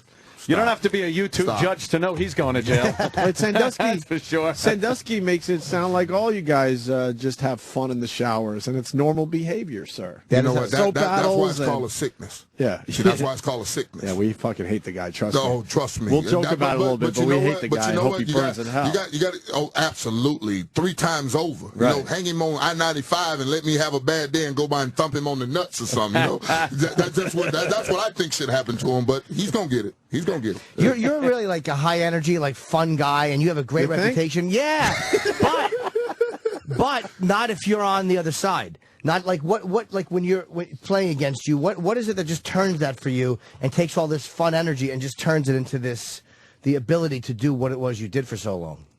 I wanted to chase the great ones. I wanted to chase the Joe Greens, the Randy Whites, the Bob Lillies, the bad boys that have played this game well before me. And I had a standard. Every guy I faced was Larry Allen. I just shaved his team off of his side of his helmet, made him bland. That's Larry Allen. Was Larry the toughest one? Oh, my God. Him and Randall McDaniel. Jimmy talks about Larry Allen. I love Larry Allen. I was a Cowboy fan. And Jimmy talks about him all the time. Yeah, he was a very underrated. Most people don't know who he is. No, he wasn't underrated. No, but I mean, everyone knows who Emmett was and Aikman. Of course. But they don't know who Larry Allen is. It was Larry Allen and Stepnowski and Eric Williams and Nate Newton and Tuanay that made that thing go. Well, you know the Cowboys ran 6 plays? Really? And then flipped it so that now they had 12. That was it. We're not building rockets out there. Trust me. If you can't stop it, it's coming back. We got to hear a lot of Larry Allen stories because we got to know one of the Cowboys. And oh, my God. What was the one where he would spit in his Mercedes? He said that he had to tobacco chewer, and he drove a Benz and would just spit in the passenger seat on the rug like he just didn't give a fuck. He was one of those guys. Unbelievable. Listen, if you've ever hung around Larry Allen from Sonoma State, he doesn't. He doesn't care. I mean, he's just a whole country boy that just does what he does. But he was a hard dude to go up against. The best. The best. I ate that cookie. The best. The best. Wow. He was. How about Eric Williams? Did you ever play him before the car accident? You know what? It was so funny that Jesse Armstead used to bring him down to the University of Miami right before the car accident. And I used to look at him and say, I'd eat that up. He's looking at me like, what? He's just a kid. You know, I told Dan Marino that all the time, too, when I was in Miami. I was like, I'd knock you out. He's like, I'd shake your big ass. and this after the Achilles. I'm like, Dad, you carried a boot around. He's like, I still shake your big ass. So you pay homage to the great ones that played the game. But I wanted a lot of Eric Williams, but, boy, he was something tough. You know, Reggie White, God bless his soul, bit so much that's the hands to the face. That's why Justin Tuck has that damn face mask that he has now. Oh, shit. Brilliant idea by Tuck, too. Wasn't Eric Williams he was the under the neck? He was an under the neck guy. In his face. Yeah? He used to punch Reggie in his face. Eric, what's right. That's why, he was the guy who you can't put your hand in the defender's face is because of Eric Williams beating on Reggie White. Really? Yeah, he was the one guy. Reggie White was so great, but Eric Williams just every game he could do nothing against Eric Williams. That must be great when they have to make a rule because of you. Because it's something you did. Really? Can't jog and skip through people's stretch at the beginning of the game. Apparently not. Yeah. I mean, it was my direct route to work. I learned this in physics class. They said the fastest distance between any 2 points is a straight line. Right. So I used to go straight across the field. I mean, isn't this all mine? This is Tampa Stadium. This is mine. This is Warren's house. I get to go like I want to go. So. Catch a little shit for it. I did. Were they saying anything to you as you actually went through? The Steelers did. Yeah. The Steelers were actually chasing me, but I wasn't even paying them any attention. I mean, it was funny. It was classic.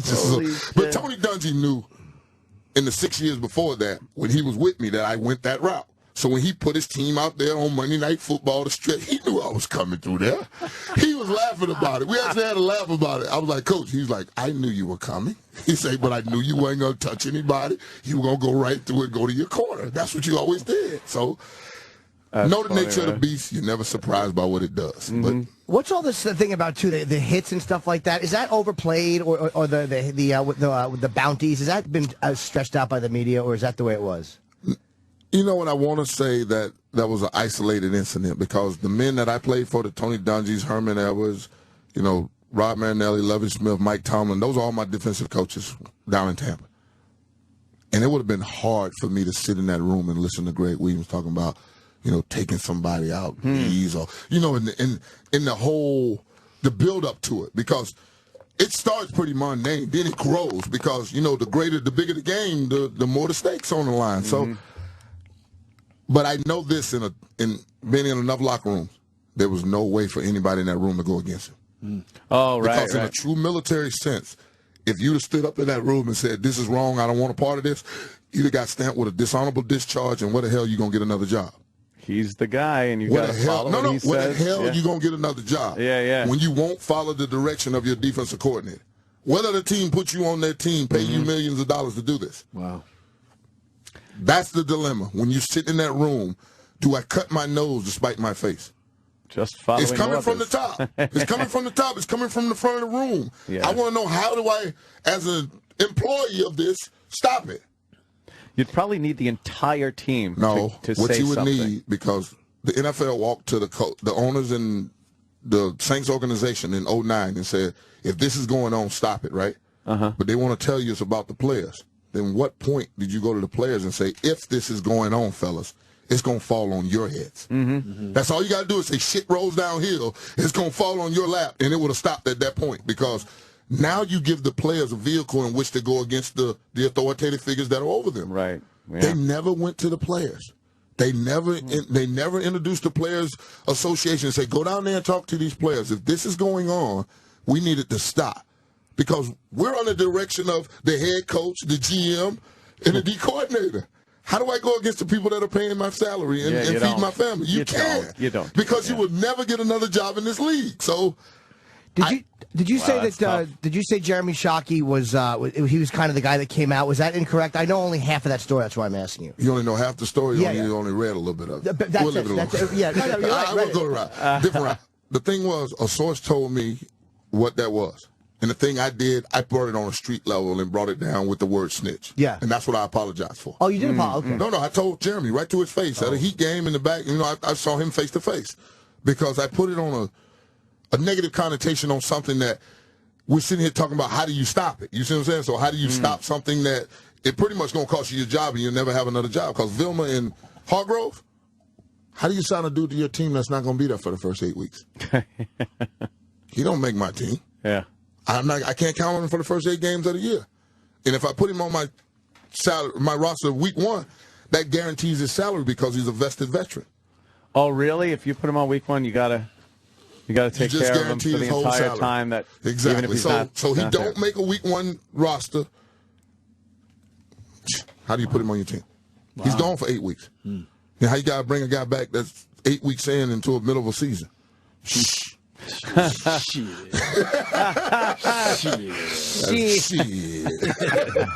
We're fans of The Wire. You love The Wire? Love The Wire. Great. You hated The Wire. I grew up in the 90s where drive-by shooting and drug dealing was an actual day-in, day-out life for me. I don't want to watch it on television. It's a documentary some for one. Some dumbass that's telling a story. No thanks. I'll tell you, it's fun for Whitey, though. Check that shit out. I kind of figured that. Fun for us. I'm joking. Where'd you grow up? Right outside Orlando, Oh, a small okay. town that doesn't exist anymore. It used to be Plymouth, Florida, but now it's a pop. It was a rough neighborhood? No, it's country. Oh. That was the thing. That's why I didn't go to Florida State, because Bobby Brown, it was 90s, drive-by shootings and everything. So he thought I lived in, like, the ghetto. I'm like, I'm a country boy. I got 250 people in my town. We only have a stoplight, no McDonald's. I mean, this ain't no gang-related up in here. I mean, we ain't have enough people to form a gang, I'm the baby of 6. There's more people in my family that'll fight in this town. It was crazy. So it's just one of those deals. I'm just a country boy, man. Why is Florida such a great football state? It's 80 degrees at 8 o'clock in the morning. Yeah, but there's other states that are warm and shit. Which one? Arizona? Arizona. It's like L.A., Arizona. They don't do immigration laws very well out there. I don't like the brown man. A lot of good football comes out of Florida, though, man. It's just what it is. I mean, we're talking about a lot of dirt, muck. Down in Belgrade, that muck was thick sand, and that's what we run in. So, right. And we run all year long. I mean, y'all love basketball up here in New York. I mean, you love basketball, lacrosse, and baseball. All the, you can't play baseball in Florida in the middle. What? That's why they have spring training in Florida, and they get the hell out of there. Yeah. You'll die in the middle of the day at 100 degrees with that humidity. But running around on a football field seems to be worse than playing baseball if you're a kid, no? No, that's a man sport. That's a man sport. And it's, fair enough. It's man sport. Well, you get a round ball with a round bat. I know they say that's the toughest thing to do, but it's boring as hell. Yeah, you just stand around half the time. Exactly. If you ain't the pitcher, you ain't working. The pitcher or the catcher, you ain't working. Right. I used to be a first baseman. Excellent. Power hitting first baseman that played excellent defense. Just the game was too damn slow. Really? Even for the players, yeah. Just too damn slow. If it wasn't a left-handed batter, I did nothing. I forget. Yeah, they did some kind of experiment. They said there's 5 or 6 minutes of action in a baseball game, something like that. I forgot the exact number, but it's so ridiculously low. Absolutely, you do nothing. I mean, a 2.5 hour game, and it's like the actual action is 5-6 minutes, something. Well, the average NFL play is 6 seconds too. Yeah, but that's an intense 6 seconds Yes, every single buddy. fucking time, man. You're going to make some contact, Daddy. You can lose I your guarantee head. that. Not lose your head. It ain't life or death. You can keep banging your head up against a wall and realize there's a wall 20 years later, though. I don't understand. I don't understand how you get tangled up every play, and you guys. You're really not tangled. You don't have more injuries. When you're in the bottom of Knock on that wood. pile trying to figure out how the fuck to get back up on your feet. Make sure the running back's on the bottom. You're on top of him. Or the quarterback, or the guard, or the tackle. Make sure you ain't at the bottom. You guys got to be partly insane to play. Absolutely. You got to be. Got to have a screw loose. It's a contact sport. Yeah. How good does it feel to just nail a running back? Like when especially No, quarterback. Oh, the quarterback's the best? Trust me. Yeah. The girls are watching him. He's nice and pretty. Standing in the pocket. Boom, take it right off the map. Ooh, that ain't nothing. He likes that. Yeah. Y'all just gave me a flashback just He there. likes that. Yeah. It feels good just to feel that full contact, that tingling that right wrap now. around. That tingling right now. That oof when he hits the ground and the air comes out of him. Oh, yeah. And that's better than when you're going around the back, drag down. I mean, no, don't drag him down. You want to grab him and bounce. Bounce. Oh, man. Throw him down a little bit, huh? Bounce him. You want to bounce on him. Wow. Do they overprotect them by or is it necessary? They do. They overprotect them. I mean, first of all, they made it a strike zone. From the top of the numbers to the bottom of the numbers is basically where you can hit it. Not the legs. No, you hit him. You hit him in the legs. You're done. Do you name players? Who did you like to hit the most? They all taste like chicken. There wasn't. You didn't have a All number quarterbacks one. taste like chicken. No. It was Favre because when Dungy got there, Favre was a 3-time MVP in my own division and a world champion. So. Right. That felt good to take him down. If we wanted to, that felt good. If we wanted to pull Tampa out of the basement, we had to pass Green Bay. So right. Dungy made him the target, so it was easy for me. Hey, he did great for the Jets. So. What did the Jets do? Just end the season? Huh? What did the Jets do? Just end the season? How was he there last year? 2 years ago? Yeah, he's been. Y'all was 9-3, and the wheels came off, right? Yeah, or am I missing exactly something? right. Oh, I thought so. What do you think of Tebow? You know what? He's a hard guy to figure out, right? Very hard to figure out because you want to follow him. I mean, I'm like everybody else. I mean, you love his enthusiasm. I'm a Jets fan, so I'm like, I understand. And you're like, I'm not sure. I know you're not sure because when you see him as a football player, you're like, yeah. But I understand the heroics. If I can just get the heroics without the 55 minutes of bad football, it'll be okay, right? Just give me the end result. Don't tell me about the labor. Give me the baby. I understand where you at this point. Because when he gets it done, man, he makes it exciting. Here's the question I have for all Jet fans. Yes. We were told Mark Sanchez has it. That's why we moved up to draft him, right? Tim Tebow has it. When it versus it, what it wins out? Tebow. Sanchez doesn't have the confidence Tebow has. And you can have confidence, but you need skill to play this game. But I think because we all think we walk on water. There's no doubt about it. I promise you. Even the 53rd dude on the roster thinks he walks on water because he's less than 2% of the population. So the confidence is there. Yeah. There's nobody on an NFL football roster is lacking for confidence. You made it there. But Sanchez has a whole head game thing happening. It seems, and I it's gonna split the locker room. I think first home game. I think they start cheering for Tebow, even though Sanchez hasn't even fucking taken one snap. He has to mess it up. He's got to mess it up. And if he doesn't, then that puts him in a situation where it's going to work itself out on the football field. It's weird. But you got to question a team that was 65% in the red zone with Plexico and no Tebow. You get rid of Plex and bring Tebow in. What I miss? I don't know. What a miss at this point, Right. Well, what body of work are we watching the backup fly across the country on a jet? And then have a press conference. I was blown away. The backup, right? The backup. I mean, this is the backup. I mean, my backup never played. I don't even know his name. I know my backup in college. It was The Rock, because he became pretty famous. But most backups become nothing, right? Unless he's Lou Gehrig and Wally Pipp. Who was your backup in college? Dwayne, The Rock. Dwayne Johnson. Oh, you said Rock. Yeah, okay. Dwayne Johnson played college football, man. Was he good? We've all seen him in the uniform, but was he actually a good college football player? They tell me he was okay when he first got there from Pennsylvania. He was in the Big 33. You know, he was up in Western PA and all of that, but never really happened, obviously. He had a couple injuries, shoulder and some couple things broke down on him. But other than that, he's a great dude, though. I mean, a great dude.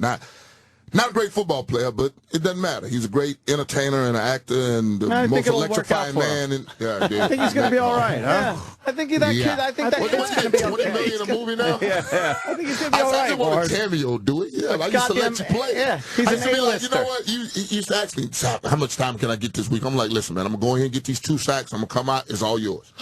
Now I just need a cameo, Dewey. That's all. Hook your boy up. You should something, right? You should be in movies. You getting those opportunities yet? You know, I did Our Family Wedding, was my first one. But other than that, listen, this is what I tell people all the time. When I walk into these readings for movies, I'm looking at Terry Tate, the Office linebacker. There go Faison, who's got 20 movies underneath his belt. I'm a football player. I rush the passer. That's like them coming to try to take my job. It ain't going to happen, right? I mean, come on. I'm in a whole different field. But you got charisma. I know, but I have a good time. I like to have a good time. I have a good time. I like to have a good time. But the director or the producer, whoever it is, has to give it to me. I'm not going to out-act a person that has 20 movies underneath his belt. Right. Did you like Dancing with the Stars? I loved it. You did, huh? You did well. I think you were runner-up, weren't you? Yeah, I got called up. My little girl was a big fan, and at the time she was 10. So I walked in the living room. We were on our way to China for some singing gigs she had with kids, Got to visit China. Pretty cool. Great Wall, one of the 8th wonders, 7 wonders. So I walk in, my ex-wife, wife at the time, and I say, Dancing with the Stars? I got off the phone, he was asking me about it. So I come in to ask her. I didn't look left. The little girl was on the couch down there hiding. She jumped over the couch and said, "You doing it?" and ran upstairs and called both grandmas. So that was the discussion of, am I doing Dancing with the Stars? Oh, so then you have to. So then I get that week 1, do the little cha-cha. I feel good about it. Me and Kim, great chemistry. Both got sidekicks. Both fear heights. All the little quirky things about a person, we both feel the same way about it. So we have a beautiful relationship. My little girl comes to this first show. I dance pretty good or whatever. Everybody loving it. She looks at me after the show and she said, "Daddy, my birthday is on the finals week." I looked at my little girl. I said, "Baby, Daddy was thinking about being here about 6 weeks. 6 weeks, nothing. We champions," and ran out of the door. Just turned around, walked off from me. So now I have a 10-year-old little girl that I got to go dance for. Oh, man. So when you saw me on television going... You were dancing your ass off. Thank you. I was dancing for a 10-year-old at home that didn't want to hear nothing but we champions. I'm like, God, I hate the one time that I stuck excellence in her face. You thought it'd be fun for a couple weeks, kind of a goof, whatever. And then all of a sudden became this because I was looking at the list. I'm like Tony Braxton, Lance Bass. These are dancing people that entertain. I'm a big man that hunt quarterbacks. This ain't my field. Oh, you were the same cast as Cloris Leachman and Jeff Ross and our pal Jeff Ross. Yeah. Holy fuck! Okay. Got poked in the eye and couldn't make it. Yep. Oh, that's right. I wore my patch for solidarity for him. I remember that. I like Jeff. I remember that. So you went to the fight. I think you came in second, didn't you? I lost. Yeah. How did you know you lost as the both dances happened, or were you really not sure? No. At the end of the day, when we came back the next day, because trust me, as hard as we dance, they party just as hard. Yeah. I love them. And Monday nights after you dance, yeah, it's a good time. It's a good time. It's a good time. A little libation. We have a good time. So the thing about it, we come back the next night, and after they decided, the dude walks up to me, and he has this long look on his face. I'm like, "What's the matter?" He's like, "Dude, you lost by 0.36% of the vote. Oh, shit. It's like 50,000 votes." I looked at him. I said, "Good." He said, "What?" I said, "Because there's no way I was going to be walking around with that beer ball trophy going from The View to Good Morning America." Shit. Yeah, can you imagine that? Yeah. They put you out on the tour. Yeah. The tour. Yeah. And you actually got to dance a couple other places. Oh, man. Oh, God. Trust me, my feet were killing me. 5'8" studs ain't never looked so good after those Latin shoes. I wanted my 5'8" Nikes back so bad. Oh, my God. Jeez. We haven't even talked about the show on YouTube. Well, I mean, a little bit we did, I guess. Judge Sapp. But it's a comedy, and it's obviously you're not a judge, but is it just kind of, it's your personality? personality. Did you say what? I got my robe and my gavel, and I'm in my courtroom. Why ain't I a judge? Well, no, I wasn't saying that. I said, obviously, you're a real judge. So you can knock his teeth out. He's close to it. Okay, good. You know, we would understand. You know, I used to be a growling grizzly bear. I don't have any claws anymore. I don't maul people. He's a big teddy bear. Yeah, you can grab him and hug him and shake him now. He's... I think a slap from Warren Sapp would be horrible enough. You want to take one? No. No. Nah. Jimmy takes moves from UFC. I'm not aggressive at all. Yeah. No. Sundays are over. Yeah. I used to have a lot of fun. Sundays are over. How'd you get out of that? I have a 3-hour license to kick ass. How'd you It's been get out? almost 5 years. I got a good question. How did you get out of that mindset where you're just chill? You gotta let go. You just let it go. But I how? tell you this. I bet you it was hard at first. The Dancing with the Stars really helped. Because if they don't watch Monday Night Football, guess what else they're not watching? Sunday football. Because we look for Sunday to get to Monday, right? I mean, it's just a process. And if you don't watch Monday night when there's only one game on, you definitely ain't watching when there's 16 on, right? Trust me. There's a whole different audience. There's grandma, moms, aunties, you know. There's a whole different spectrum. I mean, it's fun. You loved it, right? Oh, my God. These ladies grab me on the street and be like, twirl me. Take me for a spin. Like, okay, always back on the left. Let's go. Take off with them. So much fun to be able to dance. How hard was it to walk away from football? I mean, I'm sure you've heard that question before, but I mean, when did you know, like, all right, it's time to... You win 15 games in 4 years in Oakland, it became a job. Oh, okay. It's just that simple. I've always said football is a kid's game. You get paid a king's ransom. And when it stopped being fun, I was going to leave. And it stopped being fun in Oakland. When you come into a job where nobody says good morning, nobody cares about their responsibility on the field. It's about how much money you're going to get paid and how much somebody else was making. I mean, they broke all the rules in Oakland. All the rules. Really? All the rules. You don't discuss wives, kids, and money. Everything was being discussed. I'm like, I can't do this. And then I think it was about week 13. I was sitting in my locker, and, you know, I had told myself I was going to retire at the end of the year, but I was still contemplating because I knew I could play. I watched these two kids have a 15-minute conversation right beside me, and I did not understand a word. I said, I got to go. Wow. I said, I'm sitting in the locker room listening to a conversation for 15 minutes and have no idea what they're talking about. What were they talking about? What was the subject? I thought they were talking about, like, going out and, you know, doing some things, but it was a girl. They were talking about a girl. I'm like, that conversation was about a female? Wow. He's like, yeah, dog, what you talking about? Wow. I'm dumbfounded. Did you feel old? Yep. You did? I really did. I felt like I had missed a generation some kind of way. Wow. Because the generation that I grew up with, the Hardy Nickersons and the Reggie Whites and the Martin Mayhews and Barney Bussies, you know, those are old school guys. You had to earn their respect. You had to earn it on the football field. This was you got to anoint me. Earlier. You got to anoint me the next great one right now. Right. And don't waste time. And they haven't even done anything yet. Entitlement. Absolutely. We talked about it early. We talk about it all the time on our show. This generation we is rank entitled. these kids. We rank these kids the best 12-year-old in the country. How the hell is that possible? Right. The next Earl Campbell, the next this, what? How about the first whatever the hell you are? And then show me for about 5 years, and then I'll be like, okay, now I'll go get this jersey. And, you know, there's a pecking order. I didn't the whole world's like that now, though, Warren. It's everywhere. I got it. You understand? It ain't 15 minutes, it's 15 seconds. Really? It ain't 15 minutes of fame. 15 seconds, that's all I need. 15 seconds. Right. Just a little blurb. And they'll do anything to get it. Now we're all set. Now we're ready. Now we're set. Now we're ready. We got it. We got the world in order. Judge Sapp. Yeah. YouTube.com/The Knock. You got to subscribe. I'm telling you. The Knock, the NOC, and it premieres next week on YouTube. If you go on YouTube and just look up Warren Sapp, it'll probably take you right to the page. No, but if you Google it. The Knock. But that's the page you'll click on. / the Network of Champions. Well, people, Google the Network of Champions. Just in case they're not writing this shit down. Yeah, if they're in the car or you something, know they'll remember your name. They might not remember The Knock is, like Jimmy said, THE, the, and then NOC for Knock. Network of Champions. You're a very entertaining guy, though, and I imagine it'll be fun to watch you because you're a big, larger-than-life guy. You subscribe to that Knock right there on Judge Warren Sapp, and you won't regret it. You'll be dying laughing. You'll be calling a friend. You got to see this. Okay. I promise you. And it premieres next week. Any time in particular, or is it? No, that's the beauty of the YouTube. You can watch your favorite show whenever you want. After beginning of the night, when you wake up in the middle of the night, you can't sleep. You're on your way into the office. Pop it on and give me an hour. Yeah, give me an hour. Trust me. Just give me 60 minutes. You know, you give me 60 minutes on Sunday. Give me 60 minutes in your living room, and you'll love it. Okay. What else you working on? Anything else? My book comes out August 21st. Sap Attack. You come back for that? Yeah. Yeah, come back for that. Come on, fellas. Don't come to New York. I'll come back and see y'all anytime. It's a place where I can say shit. Yeah, we like it. We actually prefer it as soon as you walk in. I like it. I like Warren Sapp. Well, we'll see you in August. Good luck. I guess we're ending. Yeah, we're out of time, I guess. Oh, it's 10. It's almost 10. Judge Sapp premieres next week on YouTube. The channel is the NOC, so I guess subscribe to it. Yeah. And at Warren Sapp on Twitter. Ooh.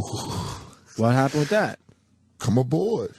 That's me, unadulterated, raw. That's me right there. You don't follow us, so we're not following you. Wait. Yeah, that's my rule, too. It looks like we're in a real Mexican standoff. So now we follow each other. That's what we doing now. Because I was like looking for y'all app this morning when I was going to say I'm on my way. I'm like, hey, they don't follow me. Oh, I'm following you immediately. I'll follow you back. I do it. I do a good job. I do. I like Warren. Great Warren Sapp. Absolutely. Warren, thank you, man. Come back and see us. Thank you for having me, fellas, and I will come back anytime you ask. Right on. And we're done. You did the Melrose thing? I'm doing the Melrose Improv in L.A. tomorrow night, and I will be on Leno. You going to be there Saturday, too? No, I fly home Saturday morning. Oh, but I'll make sure that I go back out, too. Please. I'm out in L.A. all the time. Come back hit me. I love L.A. I'll be at the NFL Network. Oh, okay. So you're out there all the time. Right, He's an analyst for NFL Network. Oh, okay. So I'm out there constantly. I'm going back out next week. So and when the hell is Time Warner going to let NFL Network on this island? They Time Warner stinks. They hate him. We got 13 games now for you. We got everything you need. I mean, what the hell? Yeah. Let me on the island. These cable companies are fucked up. They're terrible. It makes us sad, Warren. Your couch. All right. Warren Sapp, everyone. We'll see you guys tomorrow. Later. Did you sign up all? Yeah. The Opie Anthony Show is pretty much over. But if you feel like sticking around, after O&A Live is next.